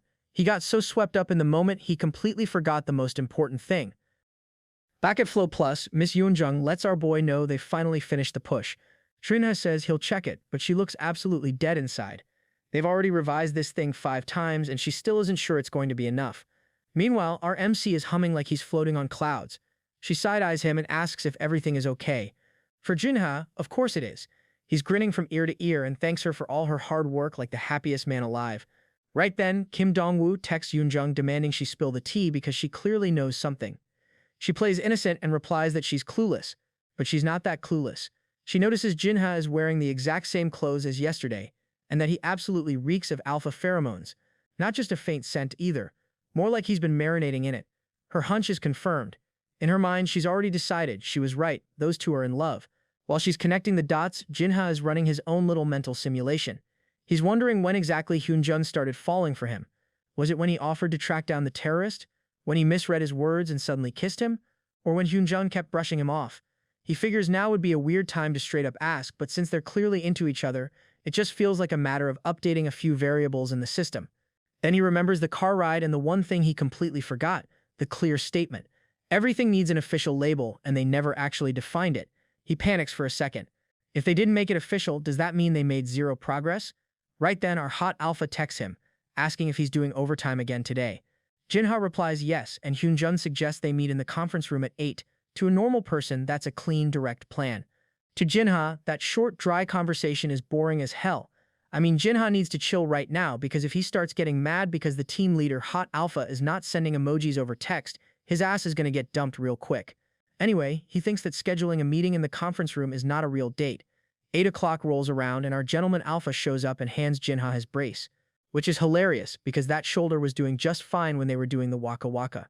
Funny how the body works. Jinha is surprised and wonders if Hyunjun actually went home just to grab it. Hyunjun doesn't say much at first, which makes Jinha a little nervous. He eventually asks if the only reason he called him out here was to return the brace. Of course not. Hyunjun admits it was just an excuse to see him again. Then he starts teasing, saying Jinha kind of seems to enjoy talking this way. Jinha denies it right away and fires back that he knows who the team leader really is, a shameless, sly guy who likes to mess with people. Hyunjun just takes his hands and answers that if that's what Jinha thinks, he's probably right. In that little pocket of silence, Jinha's brain loops back to the one open tab he hasn't closed yet. Are they actually dating or not? He needs a clear answer, so he finally blurts out, "So we're dating, right?" Hyunjun smirks as if that's what was bothering him, and says that must be why Jinha was staring at him like that. Instead of giving a verbal answer, he leans in and kisses him. For Hyunjun, that's a yes. For our boy, of course, nothing is that simple. He immediately wonders if the kiss is just because his pheromones are leaking again. Hyunjun pulls back and points out that a conference room probably isn't the best place to talk about topics like this. Jinha still can't believe any of this is real, and decides that kiss is his official confirmation they're dating. While he's still processing, Hyunjun keeps holding his hand and asks if he's usually busy during the week and what his weekends look like. Jinha answers that this weekend he's already booked because he's going on a date with his boyfriend. Oh my god, that's too cute. A few days later, a notification pops up about an error. There are still bugs, but the latest modifications seem to have worked, so crisis averted for now. The new couple is up on the rooftop, and Jinha's phone is blowing up with work messages. There's so much on his plate that he jokes he might have to pull another all-nighter. Hyunjun tells him if it gets too much, he can always call in sick. Jinha laughs it off, saying if a developer ended up in the hospital, they'd just bring their laptop there too, so pretending to be sick is useless. We get an update now that they're official, and yes, a lot really has changed. As a lover, Hyunjun has his own unique characteristics. The first one, he's more gentle and careful than Jinha ever expected. He tells Jinha that work is not more important than his health, and that he's only hurting himself if he keeps pushing too hard. Jinha side-eyes that advice because this is the same man who once pushed him to keep up with school. Hyunjun doesn't even remember that and quickly shifts the topic, asking how his physical therapy is going. That brings us to the second thing that's changed. Our Alpha is more of a nag than Jinha imagined. Hyunjun shows up with full parental energy, telling him never to ride his scooter again, to be careful not to overdrink, and to basically avoid anything even slightly risky. Jinha complains that he's always on his case. Hyunjun defensively asks if he hates it. Jinha never said that, but he realizes his team leader isn't as reserved as he thought. Protective? Absolutely. Quiet and stoic? Not so much.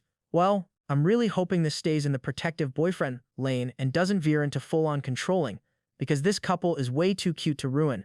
But we'll see. Hyunjun studies Jinha and notices his pheromones feel oddly off. He asks if Jinha has come across anyone from FlowWiz recently. Jinha doesn't recall picking up any scents lately, and wonders if maybe his physical condition is improving. Hyunjun gives him a side-eye in his head. He doesn't want to stress Jinha out, but the truth is, being able to detect someone's intense pheromones isn't about physical condition at all. It's more about someone's obsession leaking through. He thinks to himself that he needs to track that person down quickly, but out loud he just tells Jinha there's something he's worried about. Jinha asks if maybe he got caught doing something. Hyunjun assures him it's nothing like that. The air gets heavier, so Jinha tries to lighten the mood, joking that he already has plans this weekend and will be busy with his date. Then he tells Hyunjun there's something he wants to do, but he's not sure his boyfriend would agree to it. Hyunjun plays along and says he's pretty sure the boyfriend would say anything is fine. Jinha jumps on that opening and finally says what he wants. He wants to go out for drinks together. Hyunjun immediately sets a condition. If his boyfriend wants to drink, he needs to drink at his boyfriend's house. That leads us to the third and final unique characteristic of his new boyfriend. When it comes to seduction, Hyunjun has zero power. We fast forward and our Alpha is at his desk, flipping through resumes. He's stuck staring at two names, Kim Jung-geon and Lim Seret. He's narrowed it down to a few suspects, but has no clue what move to make next. And when I say it, I mean who the hell is messing with his boyfriend's pheromones? Seong-yeon wonders if just marking him would be enough, especially after that date that blew up in his face. Who could have predicted that lying to your boyfriend and dragging him to a doctor under the pretense of a date wouldn't go well? So yeah, our Alpha is low-key in the doghouse. While he's stuck in his head, the general manager, his brother, walks in and asks why he's been skipping family gatherings. Is he really that busy? His brother In Woo-hyung admits he hates nagging but says Hyunjun needs to show up more because little So-young is throwing a fit, asking where her handsome uncle disappeared to. As Inwoo glances at the desk, he notices the little handicraft So Young made is still sitting there, untouched, and looks surprised. Our hot alpha just tells him to apologize to So Young on his behalf because he can't see her this weekend. He has a date. That grabs Inwoo's full attention, and he immediately wants to know with who. Hyunjun plays it off and vaguely calls him his vlog partner. That vague answer is enough to get his brother off his back, but it also triggers a memory. That little brat has been acting weird lately, suddenly caring about a certain employee. The same kid who never showed any interest in company affairs just happened to attend the PR meeting about the intern incident. Inwoo decides not to pry, says he'll let Hyunjun be, but still throws in one last passive-aggressive jab about his little brother falling for someone. Hyunjun, being the alpha that he is, doesn't react to that at all. He just says he'll come by soon and tells him to say hi to So Young for him. Once Inwoo leaves, Hyunjun sets the papers aside and starts getting excited about tomorrow's date. He replays Junha's words about wanting to do something but not knowing if his boyfriend would come along. Now he's dying to know what the hell this man has planned. If I had to guess, I'd say he's hoping the night ends with a little boom boom chaka chaka. But let's see. Cut to our lovely couple out on their date. Hyunjun asks if Junha liked the food. Our boy is glowing. The sushi was amazing, and it's his first time trying something that expensive. That actually surprises Hyunjun. As they walk, they both awkwardly reach for each other's hands, then pull back when the timing feels off. To break the tension, Junha stammers out a suggestion that they grab something to settle their stomachs. Meanwhile, inside, he's annoyed at himself for fumbling the hand-holding twice. He finally just goes for it and grabs Hyunjun's hand before they both fall into a post-meal food coma. Junha tells his boyfriend that after lunch he's putting all of his plans into action. Hyunjun wants to know what those plans are, but like the rest of us, he's going to have to wait. Our romantic MC looks over with a smirk and asks if Hyunjun's ready to be surprised. With their fingers laced, Junha takes the lead and says that since this is his first time doing something like this, it definitely counts as a date. He wants to kiss him right there, but they're in the middle of the street in broad daylight, so he holds back. Then his brain starts gaslighting him again, wondering if wanting to kiss his own boyfriend this badly makes him a thirsty omega. Boy, stop. Wanting to be affectionate with someone you like is normal. They arrive at their destination, and now Hyunjun is strapped into a VR headset. Junha proudly tells him this place is super cool and calls himself a genius for finding it. Hyunjun looks more wary than impressed, worried about what his boyfriend will come up with next. But Junha loves this stuff. He's genuinely hyped about taking him on a VR date. Hyunjun briefly considers buying a set and taking it home. But before he can get that far, Junha starts walking him through the controls. He explains how to use the controller, saying it's just like gently stirring ramyeon. Our MC praises him for picking it up quickly and casually asks if he's been cooking a lot of ramyeon lately. For anyone who doesn't know, that's spicy talk.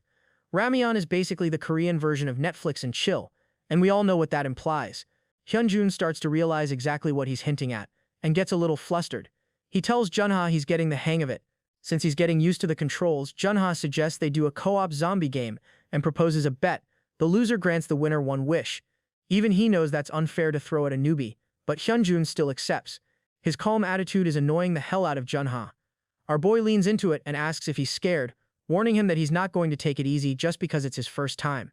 All that trash talk goes straight into the trash though, because Junha dies immediately.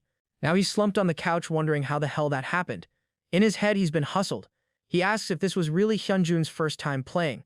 Our alpha darling just answers that Junha was the one who taught him, so yes, this is his first time. If that's true, Junha doesn't get how he's the one who ended up exhausted. He feels robbed. Still, he swallows his pride and asks for a hand up. When Hyunjun grabs his wrist, our MC can't help noticing how solid his grip is. Maybe it's the physical difference in strength. Maybe that's why he got wiped out so fast. But Junha is too competitive to make excuses. He accepts the loss and asks what wish Hyunjun wants. Hyunjun can see he's sulking a bit, so he gently says he'll save his wish for later. That unsettles Junha, and he sarcastically calls it a kind gesture. Hyunjun then asks if he wants to grab something to eat and checks whether he needs a break first. Junha brushes that off, saying there's no way he's wasting his rare day off. He has no time to spare. That catches Hyunjun off guard, and he asks if Junha was supposed to be working today. That's when our MC slips and reveals his master plan for making this date happen. He had to bribe Kim Dong-woo with 3 pizzas to cover his shift. He didn't mean to let that slip, but it's out there now. Looking genuinely touched, Hyunjun repeats it back just to confirm. 3 pizzas, huh? Junha clams up immediately, but internally he's convinced Hyunjun is teasing him again. He pushes the conversation forward and heads for the exit, but also admits that on top of the 3 pizzas he scrolled social media like a madman looking for date ideas. Hyunjun decides he got a good deal out of this. 3 pizzas in exchange for a full day together.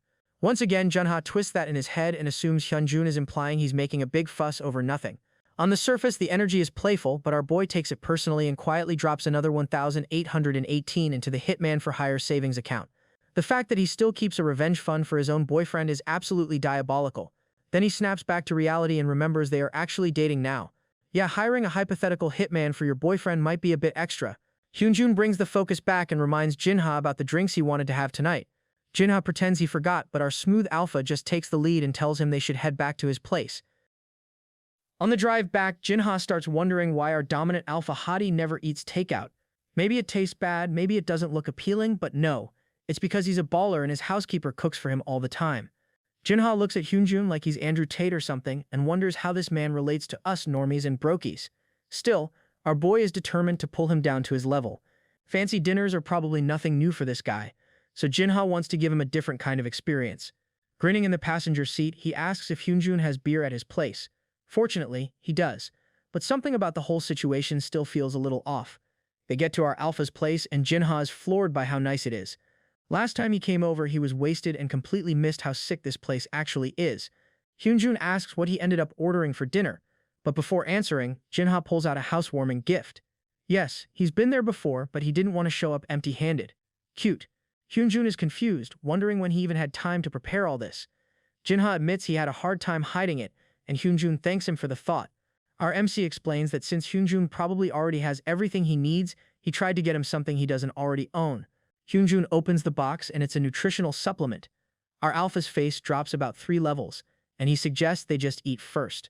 Jinha dramatically opens the dinner box like it's treasure and proudly reveals his choice: chicken feet. He's cracking up, but Hyunjun is not even remotely amused. He's stuck on the words chicken feet, trying to process what that even means. Jinha's laughing his ass off, and even though Hyunjun doesn't find it funny, he has to admit no one else would ever give him a night like this. If not for Jinha, there's no universe where he'd be eating this. Jinha pops open a beer and asks how our alpha is liking the date so far. He suggests a toast to a successful date and they clink their cans. Our boy takes the first bite and immediately regrets his life choices. The spice level is insane. They said it was spicy, but this is criminal. Hyunjun immediately checks on him and comments that spicy food and Jinha clearly don't go together. Jinha explodes at that, yelling that he likes it and he can handle it just fine. No idea why he's so triggered, but now he's determined to prove Hyunjun wrong. Hyunjun doesn't play into it and calmly warns that if he keeps eating at this pace, his stomach is going to revolt, so he should quit while he's ahead. While Hyunjun talks, Jinha's attention shifts to the strawberries in his hands. In his head, he's like, give me a break. But then he realizes even something as simple as cutting strawberries looks stupidly attractive on this man. At this point, anything he does is attractive. Hyunjun looks back at him and Jinha asks with puppy dog eyes if those strawberries are for him. He hugs Hyunjun from behind and our alpha boyfriend tells him yes, they're for him. So eat up. Hyunjun starts feeding him, but Jinha suddenly stops and asks why he's the only one eating. Shouldn't they eat together? After a few bites, Hyunjun notices something is off with Jinha's expression. Did simply getting fed strawberries flip a switch in his brain? Our boy leans in and starts licking Hyunjun's fingers, so I guess the answer is yes. Hyunjun pulls his face completely thrown and asks what he's doing. Jinha just answers that he likes it. He knows his boyfriend acts all calm and perfect, like nothing can faze him, but Jinha is convinced he can drag those real desires out. Hyunjun lets his fingers stay there and lets our MC have his fun. The temperature in the kitchen spikes and suddenly the strawberries are not the only sweet thing going on. Romance is in the air and our boys are locked in. Jinha wants him even closer, but then his shoulder flares up and ruins the moment. Maybe he went too hard with the VR earlier. Hyunjun immediately asks if he's okay. Jinha says he probably just tweaked his shoulder and tells him not to worry. But yeah, the mood definitely took a hit. He clicks his tongue at how unfortunate that is and announces he's going to take a shower. Hyunjun can feel the pheromones pouring off him and wonders how Jinha's planning to wash up in that state. He jokes that he needs to know how long he has to wait before it'll even be safe to light a match over the stove. Jinha says he'll be done in 10 minutes. In that soft, dangerous voice, Hyunjun tells him to hurry. In the shower, Jinha is spiraling. He has no idea how someone like this even exists. Our competitive boy is absolutely determined to rewrite history tonight. That's what he planned before he even came over. He's ready and prepared. The only thing he's worried about now is whether that thing can even fit. 30 minutes pass by, and our alpha is starting to worry about our boy. Jinha finally steps out, trying to play it off with a casual, I'm out now, but inside his head, it's chaos. How do people do this on the regular? Does he go in for a kiss? Toss the robe? Pretend to be cool? Before he can decide, Hanjun reaches out and undoes his robe. For a second, Jinha is like, damn, so this is how we're starting, I guess. But he jumps the gun because all Hanjun does is grab the robe and lightly scold him for not drying his hair. That alone throws our boy completely off. Then our alpha really takes over. With Jinha lying flat on his stomach, Hanjun settles beside him and starts working on his shoulder. This time, it feels serious. He asks Jinha to lift his arm a bit and says his shoulder is going to get worse if they leave it like this. Jinha admits to himself, our alpha is a gentleman with some damn good manners. The massage gets deeper. Hanjun presses into the tense spots, fingers finding all the pressure points, and our MC can really feel the weight of it. Jinha lets out that it actually hurts a little. Then suddenly, Hanjun flips him over and finally gives him that long-awaited kiss. Jinha is stunned for a second. It hits him that Hanjun is just as eager as he is. Things escalate fast. Our boy wants more, wants him closer, wants his hands on him. It's full go-time energy now. Clothes are a memory and the tension between them is buzzing. Hanjun looks down at him with a gaze that could make the lights dim on their own, and Jinha stares back, low-key marveling at just how perfect this man's physique actually is. But right in the middle of the moment, Jinha blurts out that he needs him to wait.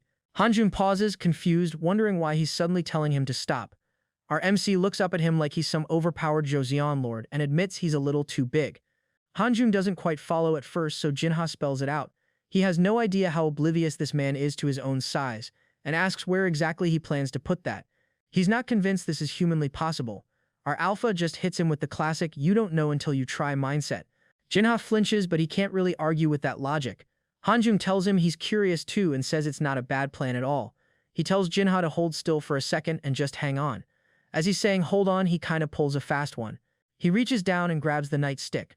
Our boy is caught off guard trying to figure out what the heck is going on, but before he can connect the dots, Hanjun makes it perfectly clear that his favorite candy really is blow pops. Jinha panics and tells him to wait a minute, but bro, come on, there is no wait a minute. Our alpha is fully committed to enjoying his candy.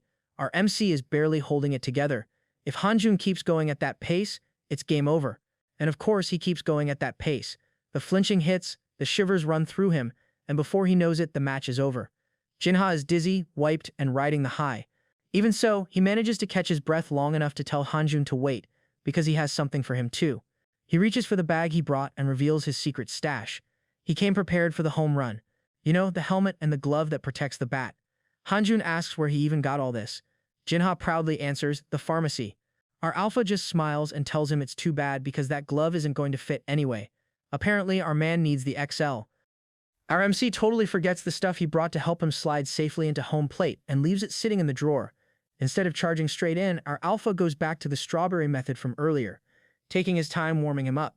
It's a strange sensation for our boy, but being the gentleman he is, Hyunjun checks in and asks if he's okay. Jinha assures him he's fine. Hyunjun keeps working him open the same way, slowly turning that weird feeling into a tingling warmth that actually feels good. Once he figures Jinha is prepped enough, he tells him to relax. Jinha still complains that it feels a bit too big. He begs him to wait, convinced they're at the end of the road. Our alpha doesn't fully buy that and tests the theory, which sends quivers all the way through Jinha. For a second, Jinha thinks it might actually be okay, but Hyunjun still checks in, asking again if he's alright. Jinha doesn't answer immediately. He's busy processing the feeling of being pushed in ways he's never experienced before, and finally taps out, saying it's just too much. Hyunjun tells him to hang on a second and makes an adjustment. Even then, Jinha swears he can feel it rearranging his diaphragm. Hyunjun shifts again, and this time it lands right where it should. He's quietly worrying that if Jinha keeps releasing pheromones like this, he's going to lose it. Meanwhile, our boy is drifting off to another planet on the high of Hyunjun's scent alone. The intensity spikes, and Jinha feels his whole body filling with sensation, right to the edge of what he can handle. But our alpha is nowhere near finished. He's a beast and somehow still wants just a little more, wondering out loud why Jinha is so impossibly tight. He pushes him all the way to his limit, and by the time it's over, our boy is dazed, unsure if he even won this round at all. When Jinha finally comes back to himself, he can't quite believe what just happened. He groans that everything hurts. Hyunjun tells him not to worry and promises he'll take care of him, though what taking care looks like is not at all what Jinha expected, which leaves him a little confused. Hyunjun just calmly lets him know the night is far from over. Fast forward to the next morning, and our boy is completely drained but low-key glowing. He still doesn't understand how they managed to go for 3 more rounds after that. Not a single part of his body feels normal. Buddy, you got thrashed for hours, of course you're wrecked. He wobbles his way out to the living room.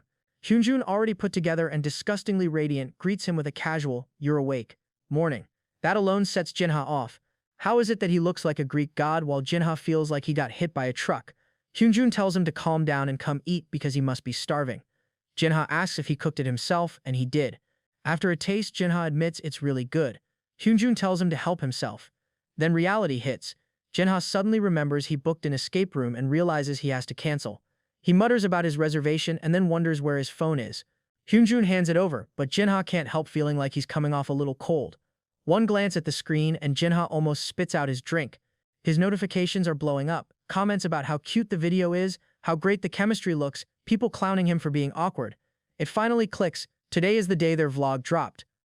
Jinha can't take his eyes off his phone as the comments keep pouring in one after another. One commenter says he's so lucky, and our boy admits to himself that his workload has been so intense he genuinely thought he might die at one point, but at least he got something out of it, a boyfriend. As he scrolls further down, he sees someone calling his new beau handsome. Jinha doesn't disagree, but he does wonder why they're dissecting all of this in a group chat like it's a national issue. The constant stream of reactions is already exhausting, but then one comment really hits a nerve. Someone asks if his vlog partner is in a relationship.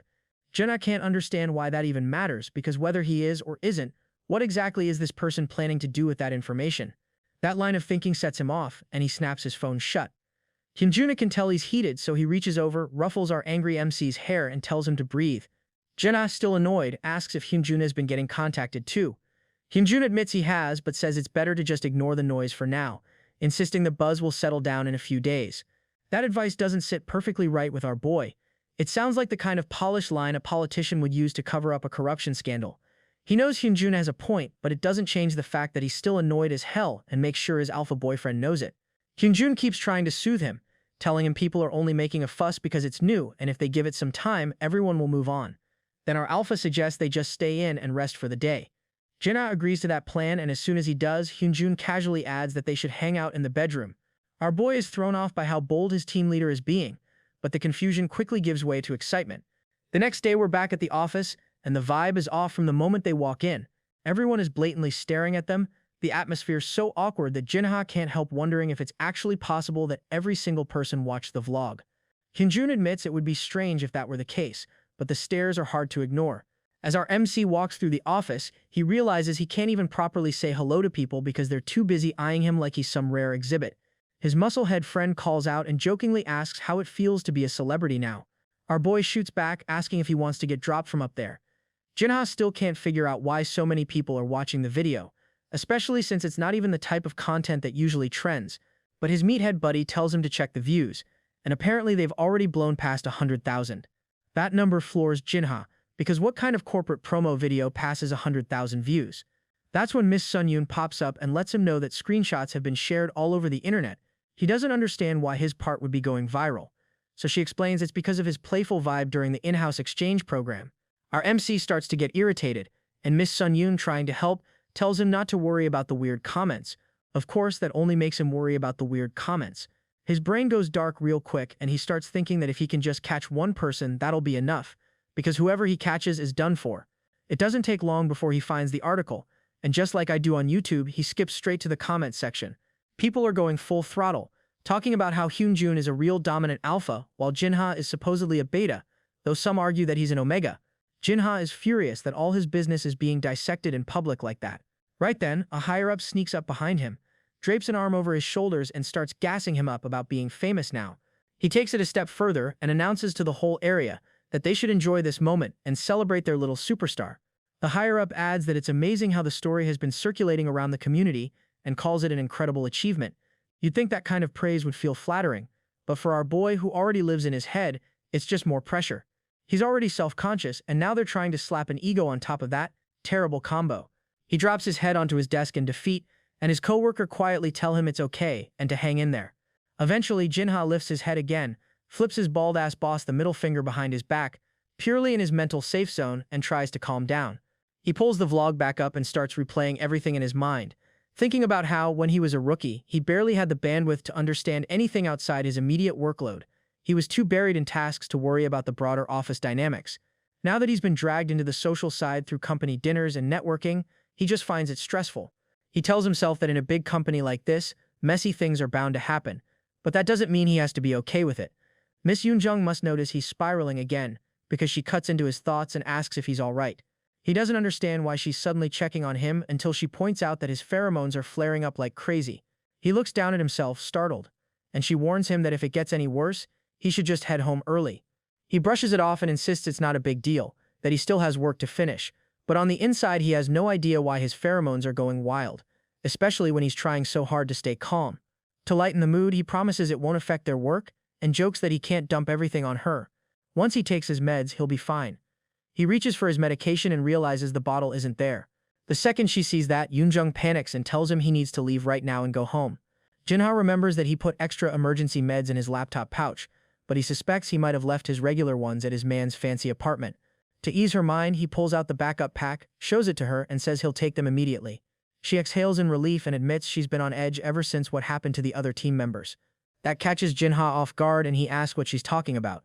She explains that the whole company has been tense lately because just last week, 2 people went into cycle shock. Jinha is stunned and asks what the hell is going on. Yoonjung says they were both Omegas and no one has figured out the cause yet. The whole thing clearly scares her, so she asks him, calling him Sunbai, to please make sure he keeps up with his meds.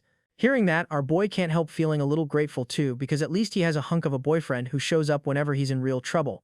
Thinking about Hyunjun reminds him of the terrorists, and he quickly pulls up the resumes on his computer, trying to see what happened with their applications. Just then, his phone vibrates with a message from his lover, asking if he's had dinner yet. Jinha replies that he hasn't eaten and immediately asks what happened to the resumes.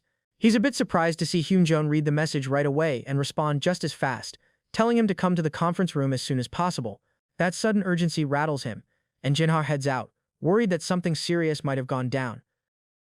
Jinha rushes in, bracing himself for bad news, only to find out his boyfriend has splurged on him with donuts. Our boy was ready for a crisis, but Hyunjun just wanted to give him a little gift before dinner. It's not exactly Jinha's usual taste, but since his man went out of his way to get them, he figures he'll eat them anyway. The first bite practically melts in his mouth, and he has to admit this thing is on a different level. As he marvels over how stupidly good the donut is, Hyunjun quietly watches him and notes that his complexion looks a lot better. Hyunjun sets his hands on Jinha's shoulders and tells him he knows he's been through a lot lately, so the donuts are like a small reward for surviving the madness.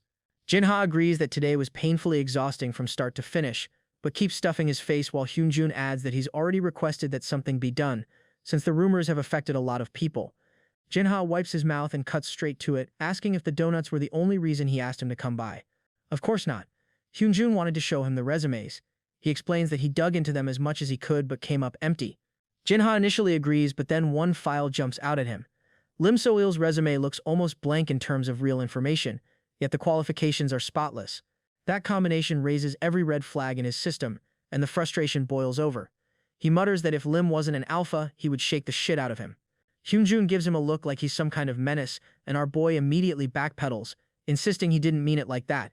Hyunjun doesn't really care about the wording. There's something more important he wanted to bring up in person. He tells Jinha that 2 cycles collapsed last week. Jinha nods, he already heard about it. Hyunjun is relieved he's aware, but that's exactly why he's worried. With Jinha's pheromones acting unstable again, he believes it would be best to do a marking. Jinha doesn't exactly resist the idea. In fact, he thinks it sounds kind of nice. Hyunjun tells him that if he wants it, he'll release his pheromones for him. All Jinha can think about is how good they feel, but he still has a question. Are markings strictly an alpha thing, or can omegas do them too? Hyunjun explains that omegas can mark, but they're not as effective, especially on alphas. Jinha silently grumbles that you really can't win against alphas, even if their scents smell ridiculously good. Then Hyunjun's expression hardens. He tells Jinha that, although it hasn't been disclosed publicly, all the victims fell into shock late last night. If Jinha hadn't been chained to overtime, it could have been his boyfriend in that condition. Someone may have intentionally masked the pheromones. Based on his own assessment, Hyunjun is convinced the terrorist targeting Seo Jinha is behind this and knew exactly how often he stays late. What scares him most is that if Jinha learns the full story, he'll probably try to throw himself in as bait to catch the culprit. Meanwhile, our oblivious boy is just sitting there slurping on his donut, and Hyunjun has to admit he's lucky he kept this as a private investigation. Snapping out of his thoughts, Hyunjun asks what time Jinha plans on leaving today. Jinha answers that it won't be anytime soon since he has distribution tomorrow. Hyunjun doesn't like that answer and tells him that if it's going to be that busy, they should head out now. Jinha agrees at first, but then remembers something, tells him to wait a second, and leans in to give the cutest quick kiss on his lips, just a soft thanks for the donuts kind of kiss. Then he walks out, leaving Hyunjun there with the lingering sweetness of powdered sugar and that tiny kiss, thinking exactly what we're all thinking. Our boy is way too cute, The scene cuts back to the office where the whole team is grinding away. The unspoken rule is clear. No matter how small the update, the distribution must be delivered clean, because you never know when a random error is going to pop up and wreck everyone's life. A message pops up in the group chat from team leader Kim Bok-man. Please, go without incident. Kim Man-soo and Woo Man-duk immediately respond with prayer hand emojis, and from that point on, the IT floor basically turns into an interfaith prayer circle. People start half-joking, half-serious praying to Buddha, God, Jesus, whatever deity is willing to listen, as long as it means no errors show up. For once the universe listens. The notification hits. No errors found. Jinha's meathead gym buddy breathes a huge sigh of relief and announces that if nothing explodes by 1 p.m., he's rewarding himself with a much-needed gym session. He strolls over to Jinha, flexing his biceps like it's his job. Our boy is not impressed and tells him he's grossed out, but the meathead keeps flexing anyway. Jinha silently concludes this man is insane. The gym rat says his gym bros have been missing Jinha at the gym. Our MC doesn't even know what that term means, so the meathead clarifies. He's talking about the guys Jinha met last time at the company gym. Those are his gym bros. That's when Jinha connects the dots and realizes this is the perfect chance to figure out what's really going on with those suspicious resumes. He casually announces that he's heading to the gym too. On the way there, Jinha keeps glancing around and asking if anyone is nearby, clearly paranoid about being spotted, probably by his boss, his man, or both. The meathead notices how jumpy he is and asks if he's quitting the company or doing something shady on the side. Jinha tells him to shut up, then finally drops his real request. Can the meathead look into his gym bros and check if they have any secondary genders on file? That sets off alarms for Mr. Biceps. He asks why Jinha wants to know something like that, and says it sounds like stalking. The word hits home because in Jinha's mind, one of those gym bros is stalking him. He debates whether to tell this guy the truth, but then remembers who he's dealing with. This man is not exactly the sharpest tool in the shed, and who knows what kind of nonsense he might pull if he heard the full story. So our boy scrambles for a different angle and spits out some nonsense about how the gym bros are doing so well. He isn't sure if it's just vitamins and exercise, and that it's impressive how thoroughly they manage themselves. Even he realizes he sounds ridiculous. After all that rambling, the meathead comes to a completely wrong conclusion. Clearly, Jinha wants to become a gym bro too. See, this is exactly why he didn't explain anything. The man slings an arm around Jinha and proudly declares he'll be his Cupid. Jinha has no idea what that even means, and is just standing there like, what the hell did I sign up for? The next day, our boy is on the phone with his man, recapping how everything was smooth yesterday, and then, out of nowhere this morning, errors just exploded all over the place. Hyunjun asks if he's at least had lunch. Jinha has a snarky thought that you can't even call yourself Korean unless you're constantly thinking about food, but he keeps that to himself and just answers that he had donuts. His man wonders if there's any left, and our MC fires back by asking if he was supposed to save the leftovers to avoid food waste. Hyunjun chuckles at that cute little guilt trip, then smoothly shifts the topic and asks where his troublemaker is right now. Jinha tells him he's on the first floor of a cafe and confirms he's alone. Our alpha immediately goes into bodyguard mode, telling him not to wander around by himself and to stick to places with security cameras. That's exactly why our boy came to this crowded cafe in the first place, so he just agrees and lets it slide. He asks when Hyunjun will be done with field work. His boyfriend explains that he has something to do this evening, so getting back to the office will be difficult. When Jinha presses for details, he simply says it's a family event. Our MC respects that, but he also mentions that he left his pheromone stabilizer at that fancy apartment and asks him to bring it next time. Hyunjun can't do it today and asks if he has extras. Jinha reassures him that it's fine. He's got emergency meds on him. They wrap up the call, and once the line goes dead, he drops his head onto the table, already counting down the time until he can see his man tomorrow. It's wild when he really thinks about it. At first, he didn't even want to shoot the vlog, and he could not stand this guy. To the point he literally started saving up for a hitman, and now he's pouting because he misses him. Just as he's thinking it might be time to finally close that hitman for hire account, a voice pops up behind him calling his name. Shocked that it's really Seo Jinha, he turns and sees influencer Choi Jinkyu, way too excited to bump into him here. Our boy remembers exactly who this is, from that text thread where this man was thirsty as hell. Forget double texting. This dude hit him up 5 times in a row, laughed at his own jokes, and then had the nerve to ask him out to breakfast. Yeah, that brother's starving. Jinha honestly wondered what the hell was wrong with him. Trying to break the awkwardness, Choi throws out some self-deprecating humor, calling himself that one friend who acts like he's about to die if he doesn't get food in time. Our boy is still a little stunned. He's actually here, but the influencer politely asks if he can sit. He explains that he came from work, just wrapped a meeting, and is really happy he ran into Jinha like this. Then he casually drops that he left a comment under the vlog and wonders why there was no reply. The whole exchange feels forced and a bit cringe, but Jinha just tells him he's been busy and hasn't had the time to respond, which, to be fair, is actually true. Choi slips into fanboy mode, calling him a legend. That just makes our MC even more tired. These over-the-top compliments are not helping his exhaustion. Sensing that, the influencer offers his business cards so they can talk when he's not so wiped out. He soft flexes that he now runs his own business. Jinha doesn't care at all, but he figures he should at least pretend to be polite and asks what kind of work it is. Choi says his company mainly implements smart tech products, then launches into the startups rarely work out, but somehow I hit the 1 in a million success speech. It wasn't easy, there were ups and downs, yada yada. Our boy is not here for the zero to hero TED Talk and can't help thinking, if you're so successful now, shouldn't you be busy doing literally anything else? But Choi just keeps going, saying that coincidentally he knows a few people at Jinha's company. He mentions Jungon and that instantly grabs our MC's attention. He confirms if it's the same Jungon from the FlowWiz planning team. Choi isn't fully sure since they're not close, but says they keep in touch here and there. Jinha doesn't waste time, he straight up asks if he knows the guy's secondary gender. That question throws Choi off. He guesses maybe beta, but he's not certain. What he does know is that Jungon is pretty timid. Back at the hackathon, that guy really wanted to talk to Jinha but just kept orbiting around him like some nervous satellite. Our MC doesn't say much, but the scene starts replaying in his head. Remembering the hackathon connects another dot. Maybe that's why this dude joined the same team later. Choi adds that there was another kid who chased after him back then. That surprises our boy, but it also makes sense why he never noticed it. A team leader stepped in, blocked the creeping, and warned him to be careful. So there's no way Jinha could have known any of this was going on behind the scenes. The influencer hesitates, trying to be polite. He wants to say what this kid is really like, but stops mid-sentence. Now our MC is fully locked in, wondering why he cut himself off. So he eventually settles on saying the guy is a little special, which is his diplomatic way of saying the vibe was full on stalker energy and someone probably needed to keep an eye on him. Jinha still isn't sure who exactly he's talking about, so Choi clarifies it was Kim Kang-tae. Our boy immediately asks if this creep is also on the same FlowWiz planning team with Kim Jong-gon. Internally, he's already labeling this man as dangerous. If even Jinkyu thinks he's suspicious, then yeah, he's serious trouble. Choi tells him to stay clear of that guy and admits they were worried about him back then. Our MC promises he'll be careful, genuinely shocked that all of this was happening behind his back. Up until now, he was convinced one of those first two suspects had to be the culprit. He asks if Choi knows Kang-tae's secondary gender too, but he doesn't. That's when it hits our boy. There might be a third party involved.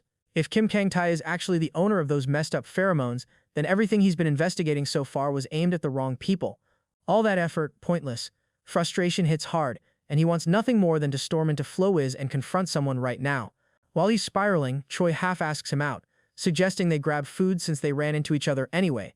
Our MC shuts that down right away. He's got work and also hello, he has a boyfriend. The influencer takes the rejection decently, but quickly pivots and asks if they can at least take a selfie together. They snap a picture and Choi comments that it came out great, reminding Jinha that his office is nearby if he ever changes his mind about that meal. Our boy has hit his limit with this interaction. He politely but not really tells him to get lost. He drops his head onto the desk, drained, but knows this info was worth the headache. After a moment, he straightens up again and just sits there, replaying one name in his mind, Kim Kang-tae. Right then, a group chat notification pops up. Kim Dong-woo texts, "Great workout, gotta get that body moving," and Kim Jong-un chimes in that he agrees. Dong-woo announces his post-workout meal is pizza and beer, which I mean, why even bother working out at that point? Then he overshares, saying he picked the place because it's close to his home. That's when he drops the real bomb. He says he got his apartment because of Jinha, proudly bragging that he lives in the same building, right upstairs from him. Just like that, the creep now has our boy's address handed to him on a silver platter. From the stalker's perspective, this has all been a long game. It's not easy to get close to Jinha, and unfortunately, our MC isn't exactly hyper-aware of his surroundings. This guy followed him, joined Flowsoft to be nearer, and was carefully calculating how to approach without scaring him off. Until the alpha boyfriend got in the way. He absolutely hates team leader Cha Hyun-jun. The day he discovered that man had visited the FlowWiz office, he knew exactly what the TL was trying to do, and got so furious he almost scrapped his whole plan. In his mind, Hyun-jun stands behind Jinha as if he's protecting him, but in reality he thinks that Alpha is just leaving faint marks and subtle claims all over him. From the creep's point of view, he was here first. Our boy smiled at him and spoke to him first. He poured out pheromones over and over again, desperate to be noticed, and he genuinely believes he's the one who made Jinha into an Omega. Twisted enough, he spins the whole situation so that somehow everything is Jinha's fault. With that warped logic in his head, he hits a purchase button online and snickers to himself that if he only has this, everything will go according to plan. He can't understand why whatever he just bought isn't sold more widely. Meanwhile, our MC is heading home, replaying the conversation from earlier. If even Jin-Kyu went as far as to warn him, then Kim Kang-tae is absolutely a dangerous person. But he still can't completely rule out the other two either, and that uncertainty is gnawing at him. The stress is building, and all he can think is how badly he could use a dose of his boyfriend's pheromones right now. He quietly grumbles in his head that Hyunjun isn't here when he needs him most. Just as he reaches his door, something catches his eye, a single rose hanging from the doorknob. He freezes, staring at it, completely thrown off, with no idea what the hell this is supposed to mean. Our boy initially assumes someone left a romantic gesture on the wrong door. He opens the envelope hanging there, sees his own name written on the card, and realizes the flowers really are meant for him. That alone feels strange. He doesn't even see himself as the type who receives flowers, so his mind jumps straight to Hyunyeon, the only person who fits the romantic boyfriend sending flowers profile. At the same time, something doesn't add up. Hyunyeon said he was busy, and now suddenly he has time to act cute and send roses? On top of that, Junyo can't clearly remember ever giving him his full address. Maybe it slipped out once in passing, but he's not sure. He decides he'll know once he checks the box. Still standing in the hallway, he opens the case and slides the flowers out. The stench hits him immediately. He recoils, slams the case down, and mentally demands to know what this even is. He starts stomping and shifting around as if he can kick the smell off his body. Then the bigger problem lands. Whoever sent this somehow knows exactly where he lives. Panic starts to creep in. He tells himself there's no way they're actually nearby, but his body is already reacting. His strength drains, his knees weaken, and just staying upright becomes a struggle. He can tell the rose is soaked in filthy pheromones. He forces himself to focus because he knows what's at stake here. He refuses to let these creeps win by collapsing right in front of his own door. But he's torn.